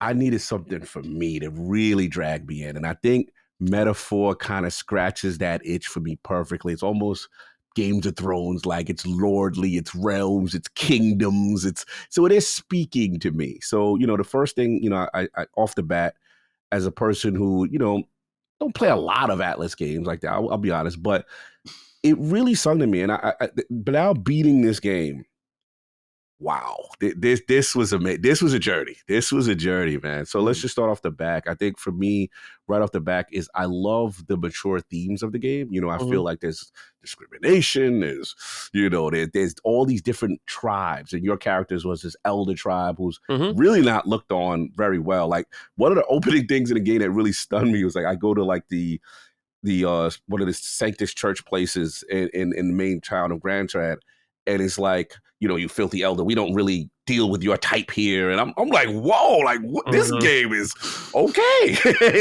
Like, it was really intense from the jump. So what's also cool about Metaphor, it's almost like if you want to say like how the kids say woke, it's almost woke in a sense. Like, the Metaphor book is this utopia of how things should be and how races should interact with each other. All the different tribes, you got the Rusant and you got the Kamar and the Elder and all this stuff of how it should be. And then it's like, it's just really cool how they approach things. And then this is one of the rare games that I truly liked every character in my party. Excuse me. You have Stroll, who's this really cool, like young noble. Comes from royalty, whatever, but he's got a good heart. Hulkenberg is amazing. I absolutely loved her character. She's very, very prideful. She feel that she failed her job as far as protecting the prince and stuff like that in his journey. And then, I'm not going to, for people who have not played, I'm not going to spoil the rest of the character, but I will say there's one. You could talk about the next one, the best character. Okay. Yeah. Heismay that's when the game sold me. Because I'm going to be honest, I am a little, I know you're talking Pokemon and doing your stuff. I'm a little biased against cutesy. Yeah. Because I'm an old man now. Okay, yeah. So I know I'm younger than Faith, but I'm older Cog. I kind of don't play the cutesy stuff as much. So when I saw the Heismay character, I was at first, I'll be honest, I was a little biased. I was like, man, this is going to be one of these cutesy characters. And I'm like, I have to deal with this, but all right. Not only is this game and this character one of the best voice acted characters I have ever heard, his story was so amazing to hear about his son and sacrifice and everything he's been through. And then he's almost like this sage older character that provides so much wisdom to the rest of the party and his interactions. So even when you fight with Heismay, he's got a little swag in the air. You dare go against the UG fragility? And I'm like, yo, who is this? And then, look, I'm biased. I like, Cog the ninja. He's got ninja vibes. He's got the little sword. He's one of my strongest characters. So the character development and all the bonds that you forge with these characters along the way was pretty amazing to me. So, but let's get to the meat and potatoes, which is the gameplay. And for me, as a person who grew up with JRPG, I am a former weeb. I'm the first to admit. I'm a retired weeb. I used to be like a guy that would do all the weeb games, the Suikoden, the Final Fantasy. If it was weeb, I was in there. So different type of weeb, different era. Different type of weeb, yes, for sure. And then what it is I just realized these games are so much of a time sink that I had to pull back. I just couldn't do all of them. So this was bringing back the old feel. And the thing that I like about the gameplay of these games is, to me, Atlas has now redefined, and they are the future of JRPGs, in my opinion. When it comes to the combat, the weaknesses, being able to go again, with your turn, the synergizing, powers against the enemy, the you have a full party.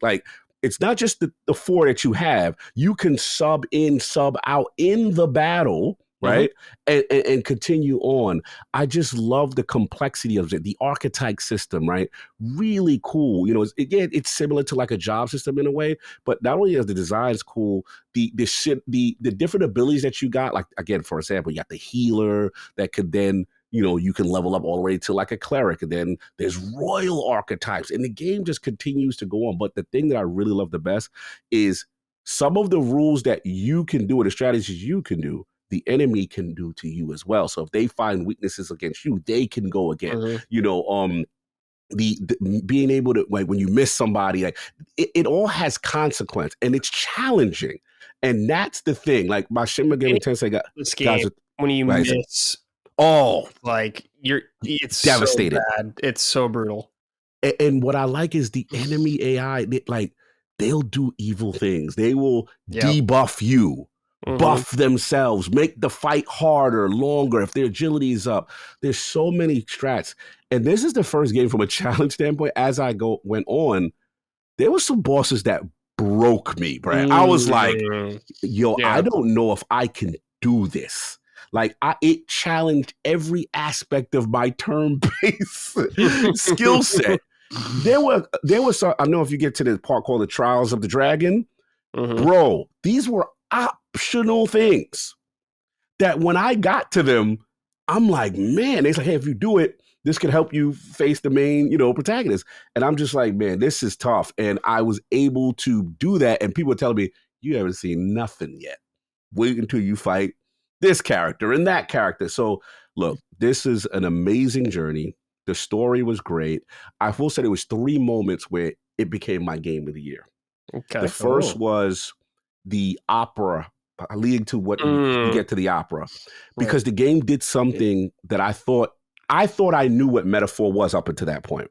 I'm like, okay, I know what this is. I think I know where this is going. I know where the main character is. No, flipped it on its head. A crazy, I wouldn't say Red Wedding-esque, but it was, I was like, my mouth hit the floor. I was like, what is happening here? Now the game is going in a different direction, which truly blew me away. There was a second scene where without spoiling too much, I know we're going to do a spoiler cast at one point, I think as LSM. You go back to home, so to speak. They did something there that I've never really seen done with a main protagonist before, where I was just like, okay, this is what's really happening here. Wow, I've never really seen that. And then you've got the whole thing, obviously, with the king's magic and the whole, ascending to the throne. And basically, it's almost like a democracy. Anybody can be the king, kind of thing. And then you gain favor and stuff like that. So again, I know, Locke, you still play, so I'm trying to do my best not to spoil things for you, because I want you to really experience these things. So I would say the first two, and then I love Luis. I just have to say it right now. Oh, yeah, he's a great character. Yeah. When Luis gets on screen, he commands it. I'm not gonna look. I'll always give my boy Sephiroth the championship. But for a newcomer to come into the scene, this is probably the most cunning character I have seen. Extremely cunning, and the voice actor for Luis is just amazing. Great. Like, oh my God! This again, everybody in this game. Every character I encountered was great. My only nitpick with the game, if I had to criticize it from being that perfect score kind of thing, would be like some of the difficulty spikes in Metaphor are unfair, in my opinion. This is a very can be a grindy game. Now, what's cool that they do about the grind is that they have that overworld combat and then the actual turn-based, right? The overworld, which you do a couple of hits, you could lead into, and then stunning more powerful characters, which give you the advantage in the fight. That could also happen to you, and it's also brutal when it happens to you. Yeah. But I will say what I like is they do something that as you continue to grind, when you press left trigger with Galaga, she'd be like, hey, those guys are tough, right? And they may be outlined in red. Or, they may be yellow when they're kind of at level, but as you continue to grind, then they become blue and you can one-shot them in the open world, which I like, which is a cool system in reference to that. But overall, look, I can bloviate about this game. I didn't expect me to love this game the way I did. And yeah, man, it's my game of the year. I was completely satisfied. When I end the game, another thing I wanted to test is when I ended, like, did this journey feel worth it for how much I put in? And they gave me, it was almost like a lengthy epilogue, what you do after. They fed into some things. So yeah, man, Metaphor ReFantazio, really cool. Some cool concepts. Again, minor nitpicks with spikes. And I there was the main antagonist. I just wished I had a little bit more clarity on motivations on certain things. That just a little nitpick there. But overall, one of the best experiences I played this year by far. I love this game. Yeah, I really do. Yeah, it's one of my favorite games of the year as well. Probably second place behind Rebirth, but you got Rebirth ahead. So you played beat both. That's right. Yeah, I beat both. But I mean, Final Fantasy 7 is like, I love that game, so I have an unfair advantage. But I do love SMT games and Atlas. My only complaints with this game is my big complaints with COG, and this might not matter, is I always feel like Atlas games are far behind in tech and stuff like that. Oh yeah, graphically, it's not messing with Rebirth. Yeah, and the zones are very small. A lot of them, like, when you're in a town, there's multiple cuts between certain things, and it's like, it's not a big deal, whatever. But it's just someone who's like me who's played a lot of their games before. I'm always kind of hoping for that leap where I feel like I'm really exploring this city without loading and stuff like that. And just like, this isn't binary as well, but like the dungeon layouts are pretty boring, I would say. Like the towers are like, they're all the same. They're pretty boring, I guess, like that. It's just like some of those nitpicks. Nothing wrong, like this game, it's going to affect the game. Like, no, I still think this is absolutely one of the best games of the year.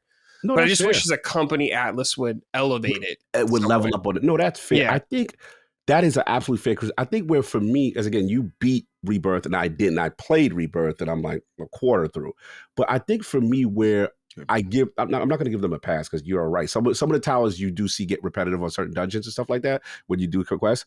I think with me is that I think they've lapped Final Fantasy on core fighting gameplay though. Like, oh sure, it just because they're still turn based, and Final Fantasy is always just experimenting with whatever their combat systems. It just depends, I guess, what you like out of those. Yeah, that's a preference because I think for me, I like the ability. Okay, we have fire magic, ice magic, thunder. There's weaknesses from all the different enemies and classes. Then where the game pushes you is that you get to some enemies, they'll do tactics or mechanics where you can't use any magic on them, or you can't. So sometimes you have to have those physical characters in you, like a Basilio or a a Heisme, like certain things. It really added to the depth of the gameplay, and I like to be pushed that way. Not saying that Final Fantasy Rebirth gameplay is not good. It is good. It's fun, and they got things going on. But I just feel like, as a person who loves JRPG, that's the future of where I want it to go. That kind of thing. And again, to your point, it could be preference. Some people like more of the real-time action. Because put it this way, like I know a lot of people, like Attic, we get into the discussion with Final Fantasy 16 versus Rebirth. I like 16. He hates it. And I'm like, why do you hate it so much? Because he feels like, they stripped away a lot of the core things and weaknesses and abilities and stuff. And it just went more slashy. So I guess maybe that's a gameplay preference kind of thing. You muted for a bit. Sorry, I was going to say, Final 16's an action game. That's what it's going for. Yeah. Yeah. But it's just a preference kind of thing like that. Like, I love Rebirth's combat so much. It's so fucking good. I love it. And I love Persona and like Metaphor's combat. They're just separate things to me, and I just really like them. I guess the only thing I would give the Rebirth edge to is there's not stuff like that. There's plenty of turn-based games out there, and plenty of Atlas turn-based games out there that are excellent. But it's just a preference thing. It's just a preference thing, yeah. Regardless, I am eating good this year. I'm very happy with all this stuff. It's been a great ass year for me, so I'm stoked. But I'm glad to hear you enjoyed it, Cog. That's awesome. Yeah, this was the Atlas game for me. This finally, pop my cherry. No, I mean, this is the one, man. I am a Metaphor guy. I think a lot of people are in the same boat as you. People aren't really into the high school setting or whatever, like the Persona stuff like that. The more like in Japan stuff, and I think it was smart for them to do a new IP. Yes. So many shades of Persona in this game, though. So many. Oh, and I can't bloviate about the music enough. Oh, it's so good. Bro, when them little tribal chants got going, like it's a thing, bro. There's nothing better than that in my opinion. The music in this game really is cool and unique, and the soundtrack is very orchestral, and there's stuff going on. Like I said, I'm not going to say it's a jamming type of game. They have like one or two, it's not. But this is epic. People are Gregorian chants, and there is a theater going on in here. I'm like, it's just crazy. Like, I just love it. Yeah. Let's see here. The Snack Squatch wrote in, Cog, how damn good was Metaphor? Welcome to being weeb adjacent. For now. Thanks for all you do. Hey, Cog's an old weeb head, all right? He's in the 90s weebs. I'm a 90s weeb. I'm a retired weeb coming back. Yeah, Metaphor got me back outside. Absolutely love it. And there's still stuff I haven't done. Obviously, there's like a new game plus mechanic and things like that. There's some boss that I just saw Attic fight. I'm like, I'm not doing that. I'm like, that looks, I will be broken mentally. But what I love it's available for the hardcore. Right. And there's things about it. I'm like, that is really cool. But I'm now, Weaver Jason. I'm really excited. I'm curious though, if Atlas is going to do what Atlas does, which is a new version. Oh yeah, of course they are. Yeah, of course 100%. They are. Yeah, 100%. Royale, Metaphor, some other thing you added to that. I'm bracing myself. Yeah, 2 or 3 years from now, 100%. And they'll make you buy the whole game over. You won't be able to just buy it as DLC. All right, Kenneth Kopnick wrote in, howdy summoners, love this lineup. Specific question for Cog. Now that you finished the game, do you plan on jumping into the Persona series? So you played a little bit of Persona though, Cog. But has this got you re-examining the franchise, I guess? Are you a little more curious now to go back? I mean, they were always good games. It's just that, like, again, Metaphor just speaks to me on every single level. And again, not that Persona 1 didn't have dark themes, but this is pretty brutal stuff on certain levels. Yeah, there's some things that happen in this game. I'm just like, okay, you know what I mean? That kind of thing. So I think I'm staying where I am at. Now, if the new metaphor comes out or the new, Royale, they might sucker me in for sure. You know what I'm saying? If they get proper content. I got to see how much they add to it, or if I feel this is just a cash grab, you just doing minor things. Because I will be honest, I am not a fan of Atlas when they do this. I'm like, they're so like, bad. bro, you could have just dropped this as a, full game or DLC, and you didn't have to slap another $70 and try to do this. So that's where I'm at. So I'm good for now, but anything metaphor that comes out will definitely have my attention. Cool. Awesome. All right, boys, let's end the show with some questions from the audience. If you want to send a question to this show, I post a thread every Saturday on our Patreon calling for your submissions. So keep an eye out if you want to send in questions there. All right, this is from the Champ. They said, do you think game reviews should be updated when a gameplay patch is so significant that it changes the game? This Star Wars Outlaw patch seems to have added some gameplay tweaks that improve and fix the game to the point where it's a different experience. But if I'm a new buyer and I go to Metacritic, all the reviews will probably be based on the launch version. If I read a review that said, can't climb ladders with sniper rifle, the review won't have the note that says this has been fixed, etc. Okay, so as someone who used to review games professionally, all right, so I just think a review is a moment in time. I guess you could look at it right now. And you could review something, I guess. You could go back. Some places like IGN will update a score occasionally. But that opens up a slippery slope to me of where do you stop with this kind of thing? Are you playing favorites with certain games now just by doing a couple of them? What patches really, really, really justify another review? I don't know. It's just like a weird thing like that. I think if you're actually researching, if you're going to the lengths to look at a review score like on Metacritic, you'll probably look at some recent things. My best thing would tell you is to go to like Steam and look at the reviews there, the more recent reviews and stuff like that. You just got to remember that the Metacritic and stuff, that's just when the game launches. Like when Locke was talking about Stalker, those are like the reviews that had before that patch came out and everything. So that's something you got to keep in mind. And it's just, I think it's a bad idea to constantly revisit a game like that. Unless it's like an expansion or something like that, you could justify it, sure. But every like patch, they just like, I would not re-review Star Wars for them adding you can climb a ladder with a gun now. Like that makes it better, but that is not nearly enough. And what I've seen of Outlaws that they've added, it's not nearly enough to justify a whole new review, but it definitely helps. So I don't think you should. Some people may have different opinions, but what do you guys think? Well, I think first of all, developers should release games in a state that obviously that is finished. Yes, I think in the case of Outlaws, I do think some of the changes they made are very significant, like the stealth sections that are basically gone now. Yeah, like you can shoot your way out. That basically changes the whole game. Why did they do that? Why did they do that at the beginning? Come on, you're an outlaw. Exactly. So that does change the entire game. So I think in this case, no, I don't think they should review it, because then you're putting it in the hands of the reviewers. It's not their fault. It's the fault of the developers. They should have launched their game in a state. It's great that they're doing it. I think that's awesome that they're going back and fixing it. But the score they got, same thing for KCD, Kingdom Come Deliverance, or Stalker in this case too. You should have released that patch, man, before reviewers got to it. Remember when this happened with Days Gone? Yeah. And Days Gone got like panned everywhere because it didn't get that patch. Or New Vegas is another example where New Vegas released broken and it didn't get an 88. I think they needed for their bonus or something, or 90. They needed 90 for their bonus, or I don't know. They needed like a score for that bonus. It's their own fault. Like, they should release the games in a state, delay it if you have to. Like, it's nobody else's fault. You can't put that on the reviewers. So no, I don't think they should review it. Like you said, go to Steam, look at the user reviews. Those are most of the time better anyway than the reviews you're getting out there. So yeah.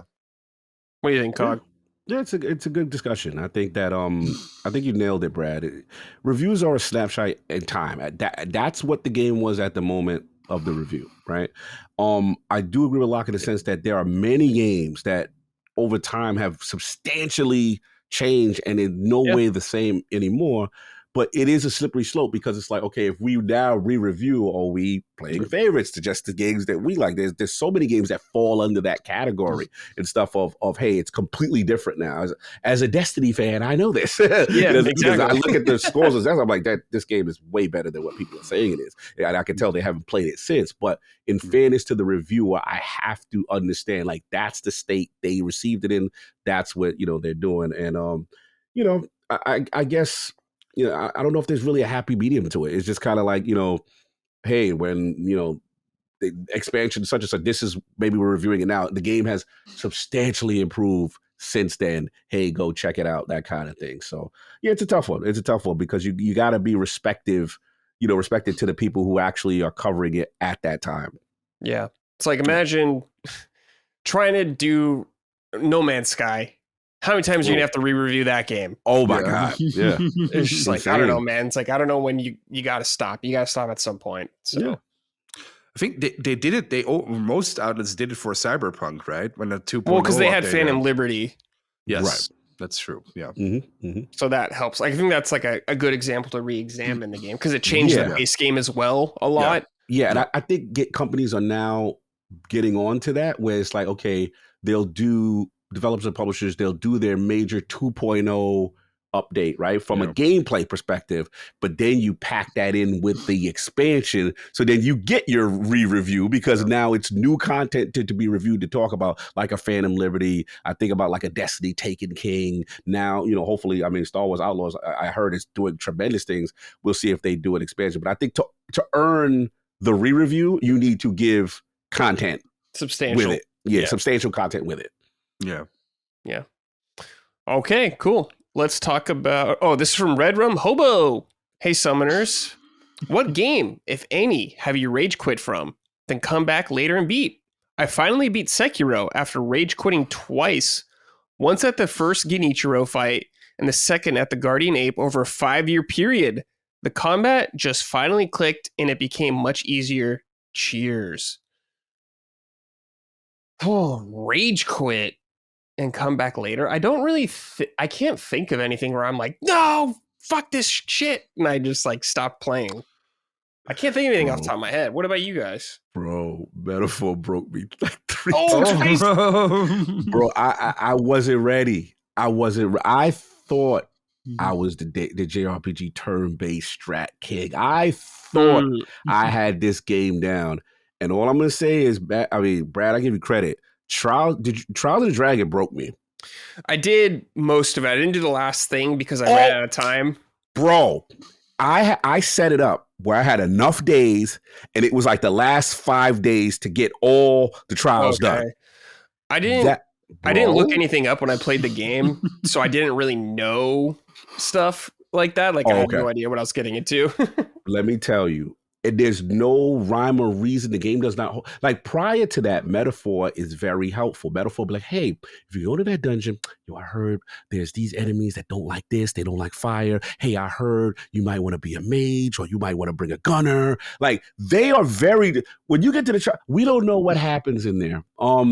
People just died. Good luck. There's no stress. So that's the first warning sign. Then the game introduces mechanics that I've never seen bosses do. And I'm like, not to spoil, there was one boss when you get there, the minute the fight starts, you're like, you're done? One hit, quit your whole squad. Mm-hmm. No reasoning, no, hey, I no hint. Like I was searching for lore bits, like what am I doing wrong? I'm not even standing a chance. I'm like, what? That game, literally, I was like, for like 2 days, I almost was like, F this game. I don't care if I don't beat it. like I don't care about it. Like, that's what Metaphor did to me. And then luckily, one thing I was like, all right, I think I got it. And I was able to beat it. The other thing, I full disclosure, I had to look up because Metaphor was so, in my opinion, unfair. Did not give me any clue as to what I did wrong. And then when I found out what the reason was, and I'm like, come on, Metaphor, that is wild unfair. I've never played a game where, explained this to Maddie before, I never played a game where you beat challenging things, right? And you get amazing rewards. What is the natural inclination after you beat challenging things and get amazing rewards? What's the natural inclination for you to do? what would you say? If you get an amazing piece of something, weapon or armor, thank you. Metaphor said, when you do this and then you face something else, this is a pro tip for you right now. I'm giving you Locke. Do not wear. The next enemy was like, I don't like your sneakers. I don't like your sword. Don't you ever come in here with it. With no reason. With no 99,000, your whole party. Goodbye. Excuse me, metaphor? Like, what do we do? That is the most wildest thing. I've never seen a game do it. It was just the most challenging, unfair thing. So that's what I was ready to throw to control. There was one boss that terrorized me. I was just like, yo, and when I beat this, like, it was almost grown man tears. I'm like, oh my God, I did it. Like, it was that challenging. So you got the Souls experience. Yeah. Bro, this is the dark soul. These optional joints were the Dark Souls of tournaments. I've never faced anything harder than this stuff. I was like, okay. Dude, welcome to SMT games. Yes. They are hard. SMT fans were laughing at me. They was like, yes, Kyle, now you're understanding. Yeah, now you know. So Locke, pro tip, get ready. Whenever you see something that says Trials of the Dragon, get ready. I'll remember you. Yeah, it's optional, Locks. And it's optional, but it did help. It did help when you do it. Yeah. But yeah, I mean, like I've taken like breaks or whatever, a boss fight, I'll stop and I'll come back a day or two later, but I can't recall taking like months or something like that. I ain't letting that shit beat me. I'm going to beat it. It may take me a while, but I will eventually beat it. That's how I operate. Lockmort, what about you, man? Anything? I had that with Dark Souls 1 when it came to PC. All my friends and I bought Dark Souls. And back then, when Dark Souls 1 released, nobody knew what it was. You had Demon Souls on the PS3, of course. Yeah, you knew. I was there. Day one. Demon Souls day one. I had no idea it was going to be that sick. But we were like filthy PC Steam people. Oh, so we yeah, had no idea. That's right. We had no idea what it was, but one of our friends told us, you have to get this. This is so unique. This is so special. So we all got Dark Souls, and I remember playing it for the first time, and mouse and keyboard didn't work really well back then. It was a bad PC port. Yeah, but that's how we all had to play it back then. So we were all like, what the hell is this? This sucks. I'm never playing this again. So I played it for like 2 hours, didn't touch it for like 3-4 months. And then one of my other friends said, no, you got to get back to it. This is the best game ever. And that's when we all went back to it and realized like, oh my God, this is amazing. But yeah, I think Dark Souls did that for a lot of people, actually, I think, especially on Steam. It was basically unplayable on there. Yeah, man. Dude. I still have nightmares of the mouse. And that first Souls feeling, man, it's so special. You just don't know what you're getting to. I had no idea what I was getting to when I played Demon Souls. I was like, oh, this kind of looks like cool 3D Zelda combat or something like that. I'm into this. Whoa. Way more difficult than I remembered. Luckily, we were raised, because we're older, Trial by Fire on the NES and stuff like that, where everything was challenging. Everything. Hell yeah. One life. And Oh yeah. You think that'll ever happen again? What, you get like a feeling? Yeah, like I haven't had that since Dark Souls, where there's like a new genre that's suddenly there. It'll happen. I mean, it happens occasionally. Like, think of Battle Royales or something. The first Battle Royale. That moment in time or whatever. Like when PUBG came out. PUBG first came out. Yeah. Or like Fortnite was first coming out. DayZ, stuff like that. Yeah. Craziness. Sure. Yeah, DayZ. Yeah, sure. But it's just very rare, Lock. It'll happen again, but I don't know. I can't wait though, because those moments are always really fun in gaming. When something completely changes overnight. It's insane. I love it. Yeah. All right. This is from Javin Mather or Javen. Hey, gang. It's been a great year for RPGs, especially from Atlas. What do you want to see or not see from Persona 6? What can it learn from Metaphor? I'd love to see a customizable main character since they're typically a silent protagonist anyways. A more intentional focus for the story and have most of the cast be college/young adult aged. That's what I was saying. I would like to see Persona be like in college or aged up a little bit. I think that'd be cool. Nothing wrong with high school, but I'd like to see just aged up a little more. I think a customizable main character is pretty good. I like that. The only problem is that they do have anime cutscenes in their games a lot, so you can't really do that. But maybe have your main character, but just be able to customize them more, like maybe the clothes they wear, something like that, or their hair. I don't know, something like that. They could go further with all that kind of stuff. But I'm curious, Cog, now that you're in the Metaphor train, Metaphor got you into their games, really in. What do you need to see from Persona 6, I guess, to kind of get you more interested in it? Yeah, just I like what you said about getting to almost to college, get to the next level. Mhm. And look, I get people who love that setting, and I totally get into day night schedules and everything. The customization Metaphor does play with. You can customize your sets. A lot of it was like just because I ordered the legendary or whatever deluxe Mhm. edition, so I had all these options for all the characters. Oh yeah, the DLC option. Yeah. Yeah, but the thing that where it lost it for me was like you do that, but then when you said it's so heavily anime cinematic, so that they're wearing their default fit in the actual what you call it. So that's the part. So yeah, I would say that, but I don't have any other things from. I think they've got the gameplay down. Yeah. I want to see. I'm curious to see how they evolve it though, if at all. Yeah. It'd be cool, I guess, with Persona a little bit. It doesn't have to be the whole game, but maybe take it out of Japan for a little bit or something like that. Like they do that a little bit in some games, like you go to Hawaii in 5, for instance, stuff like that. But I think about, like a dragon, you do go to Hawaii, that also just kind of like a new, fresh kind of thing. But Persona is very Japanese, I suppose. So I don't know, but I'm open to ideas. I'm open to them experimenting. So we shall see. But I don't know. They don't got to do anything for me. I'll be there day one. Exactly. No problem. But anything for you, Lockmort, that you think? No, I think what you said was how I feel about it too. I would really love a customizable character because that was my one issue with Metaphor too. Like the main character, I don't want to play like it's like a blue hair. Yeah, like terrible a fit. Yeah, I agree. I hate his fit.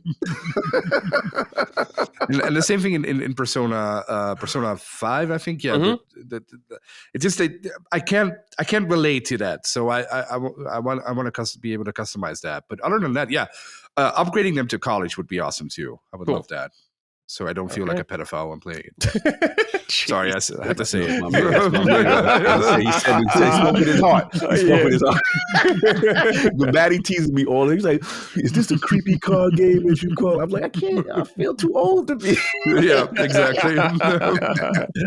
Oh man. All right. This is from Adam Belgharby. Hey, some amigos.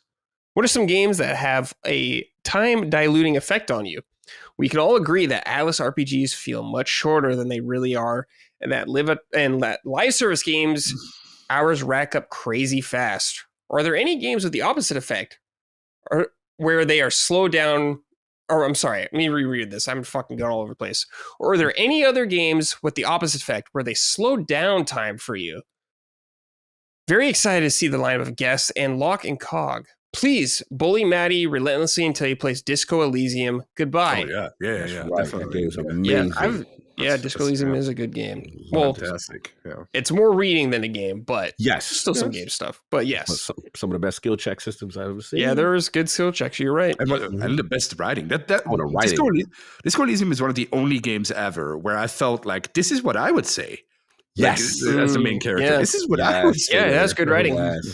But fucking better because that is the game. The writing is the game. But thankfully, it had good writing. Yeah, absolutely. Yes. All right, guys. So, like they were saying, Adam was saying, easy to burn time away in some of these games, live service games, RPGs. The funny part about saying Atlas games feel much shorter than they are is I always hear people complain about how long Atlas games are. So that's always funny to me. But what's something that you've played where you're just like, man, it's only been that long? I feel like I've been playing this for way longer than that. Baldur's Gate 3. The opposite, really. Yeah. But if it's the opposite, I quit playing because then I'm not enjoying it. Like what was the last example you could think of, Locke, like that? Where I quit playing it? Where you're just like, it's more so that time is moving slower. Oh, Dragon Age. Actually. Dragon Age the Veilguard, yeah. Because when I was at 30 hours, I thought, oh, I'm near the end. But then people already told me it's going to be 50, 60 hours. I'm like, how how do I still have to put in 20 hours or 30 hours here? I'm only halfway through. That's not possible. But usually, I wanted to finish Dragon Age just because I have such an affiliation with the series. But usually, when it happens, I stop. Like, I'm not going to waste my time. But there's also games like Metaphor is a good example, or a Persona 3 Reloaded, where I like the game, but I can't get myself to I'm playing them in the wrong way or at the wrong time, where I want to get back to them. But there's still time passes in a weird way when I play those games. Anything that has moved slowly for you, Cog? It's a tough one because I kind of agree with Locke that if I'm playing a game and I feel like time is moving slow for me, then I feel like I'm not enjoying it, because there's a part of me that when I love something, I'm like, oh my God, damn, I can't believe, 6-8 hours went past so fast, that kind of thing. So generally, I usually equate that to something being a bit of a slog or something overstaying its welcome. Because I feel like sometimes games are too long. Sometimes I like when you get a good, 15, 20 hour game and I'm like, I felt satisfied. I felt good. I feel like sometimes we're in an industry where games are trying to justify value and pack so much content. And to me, if you got the point across, you told a good story and I felt satisfied, I'm cool. So it's tough to pinpoint one game like that, because then it would probably be mostly any game I don't like. I feel like it's overstayed. Yeah. But what do you feel, Brad? No, I'm in the same boat as you guys, kind of thing. Like, if I'm feeling that feeling of where I'm just like, wow, it's only been this long, and I usually don't play that game because I'm not enjoying it. I get that feeling when I'm not enjoying something really. So I usually bounce off it like you guys do. Yeah. What game do you think has the perfect length? Perfect length? If you have to pick one game that has the perfect length, what would that be? It depends on the genre, though, I guess. Sure. But any game. Mario 64, really good length. Oh, pretty breezy if you just mainline it, but if you want to dig in deep, there's a lot there. But it's not like 20 hours. Well, maybe if you do 120 stars, but I don't know. It's just a really good length. I like Mario. And like, I think of Ocarina of Time, great length for like an adventure Zelda game also. 20-hour mark maybe.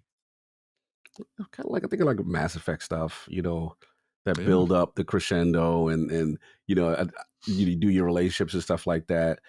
And I didn't feel like it overstayed, like, 2. Right. I like 2. 2 is one of my goats. So I know people love 1, but I do love 2 in the suicide stuff. So yeah, I think that was the one for me. Mass Effect is also way shorter than you think, right? Yes. When we played it last year, it was only 30 hours. But in my mind, it's like, But in your mind, it's like, oh, this is going to be a 100-hour RPG, but it's not. It's not. Yeah. It's just a lot of my OCD to get certain things done because I want to see how it affects the game. But the actual gameplay length, if you kind of beeline, it's really not that long. Yeah, like 20, 30. All right. Final question from the Uncharted Wolf. What's up, Summoners? As you 3 are some of the biggest RPG players at LSM, I wanted to ask a simple question. How do you not get RPG burnout? I feel like I always see you guys jump from these games effortlessly. Meanwhile, I finish an RPG and can't touch the genre for a month. Where can one learn this power? Thanks for all you do. All right, this is true. We do play a lot of RPGs. Look, I'll just speak for myself in the sense that RPGs are like my favorite genre. So I'm like kind of always hungry for one, but I always have stuff to break it up. I think it's important to have little breakups every now and then. Even if it's not that long, like even for example, like Locke, us playing Overwatch at night or something like that just helps break up the pace, man. I think if you're just doing huge session, long marathon games over and over, and if you do that with anything, I feel like you're going to lose that special feeling. So just break it up a little bit. Even if you spend 2 hours playing something small, whatever, you spend an afternoon playing Mario 3 or whatever. I'm going to go back and play Mario 3. That can really help break up the pace in these games. So that would be my advice. What about you guys? Yeah, I mean, I agree. I think that I call it the palate cleanse. Like, I just finished doing, 100 plus hours on Metaphor, started a little Stalker, but honestly, that's where I love my Destiny. Destiny is my happy place. That's my comfort food. I can shoot stuff. It's a great skybox. I can talk with friends, that kind of thing. But also, surprisingly, Black Ops 6 right now, I'm actually really enjoying this main campaign. I'm like, wow, this is, and from what I'm understanding, it's pretty short. So, I'm pretty short at that. So yeah, sometimes I just need mindless fun. Yeah. between these really in-depth, stories and stuff like that, or a good, strategy or a card game or something just to kind of like mix it up. Yeah, absolutely. What about you, Lockmort? Yeah, I kind of agree. Like a palate cleanser is always a good idea. What I do, like right now, I finished the Veilguard. So right now, I want to play something small, something that's like 10 hours max, and then jump into the next big thing. That's what I always do, and I always try to pick like a different, like a very actiony genre now. Like I want to replay, like let's say Uncharted 3 right now, or something like that. That's something that's completely different. Nice. Yeah. Just break it up. Like we were saying, even if it's just a couple hours, that can help a lot. Yes. Just help reset your brain, your mind. It's all really important. Okay, boys, that's it. We are done. Another episode in the books. Cog, Lockmore, thank you for joining me. Love seeing you both. Thank you, dudes. Before we go, though, anything you guys want to plug, promote, say, anything? Anything. Another good summon sign. It's been a while, so it's good to get back in here. Yeah.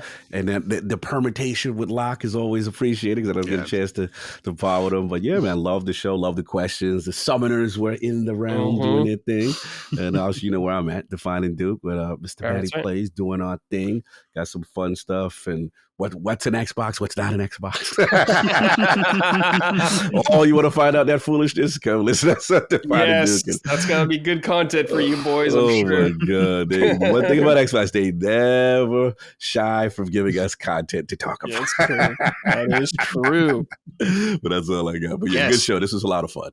Also, check out Iron Lord's podcast. That's your other show. You do every Sunday, correct? You live stream it too. Live stream it on Sundays. Got to get you both in the realm. You actually just reminded me. I got to go through the gaming histories for both of you. And so we definitely I'll reach out to get you guys scheduled because I've never had guests in a little bit, and it's good we like to do your gaming history and stuff. Yeah, for sure. And you got two of the latest editions, so I got to fill. I think we got everyone from LSM except you two. All right. I got to get Dagan. Dagan's the third. Oh, Dagan. Yeah, because we got Dagan, Dustin. I got everybody minus Dagan and you two. Yeah. Lockmort, you also have a YouTube channel. I do. You said it earlier. My schedule is always messed up. Look, I know it's a joke that I don't do what I say I do, but I am. I have been working on this new video for months. I can't.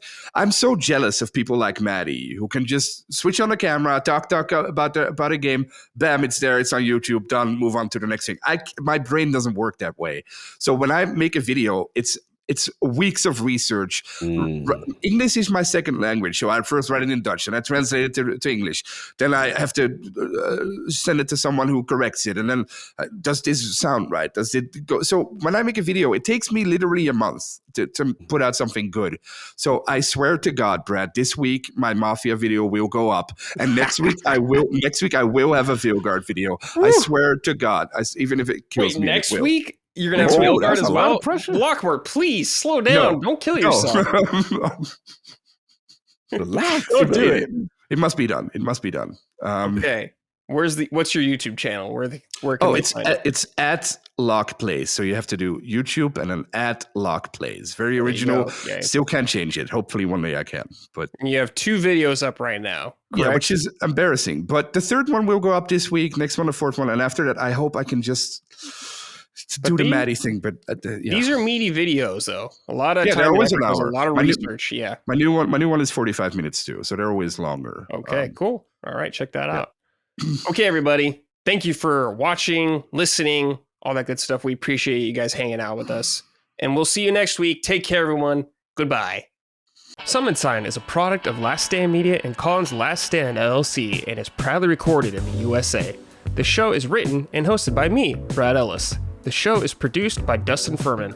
All of Last Stand's theme music is by Ramon Narvaez. Summon Sign, along with the rest of Last Stand's media shows, are fan-funded on Patreon at patreon.com/laststandmedia.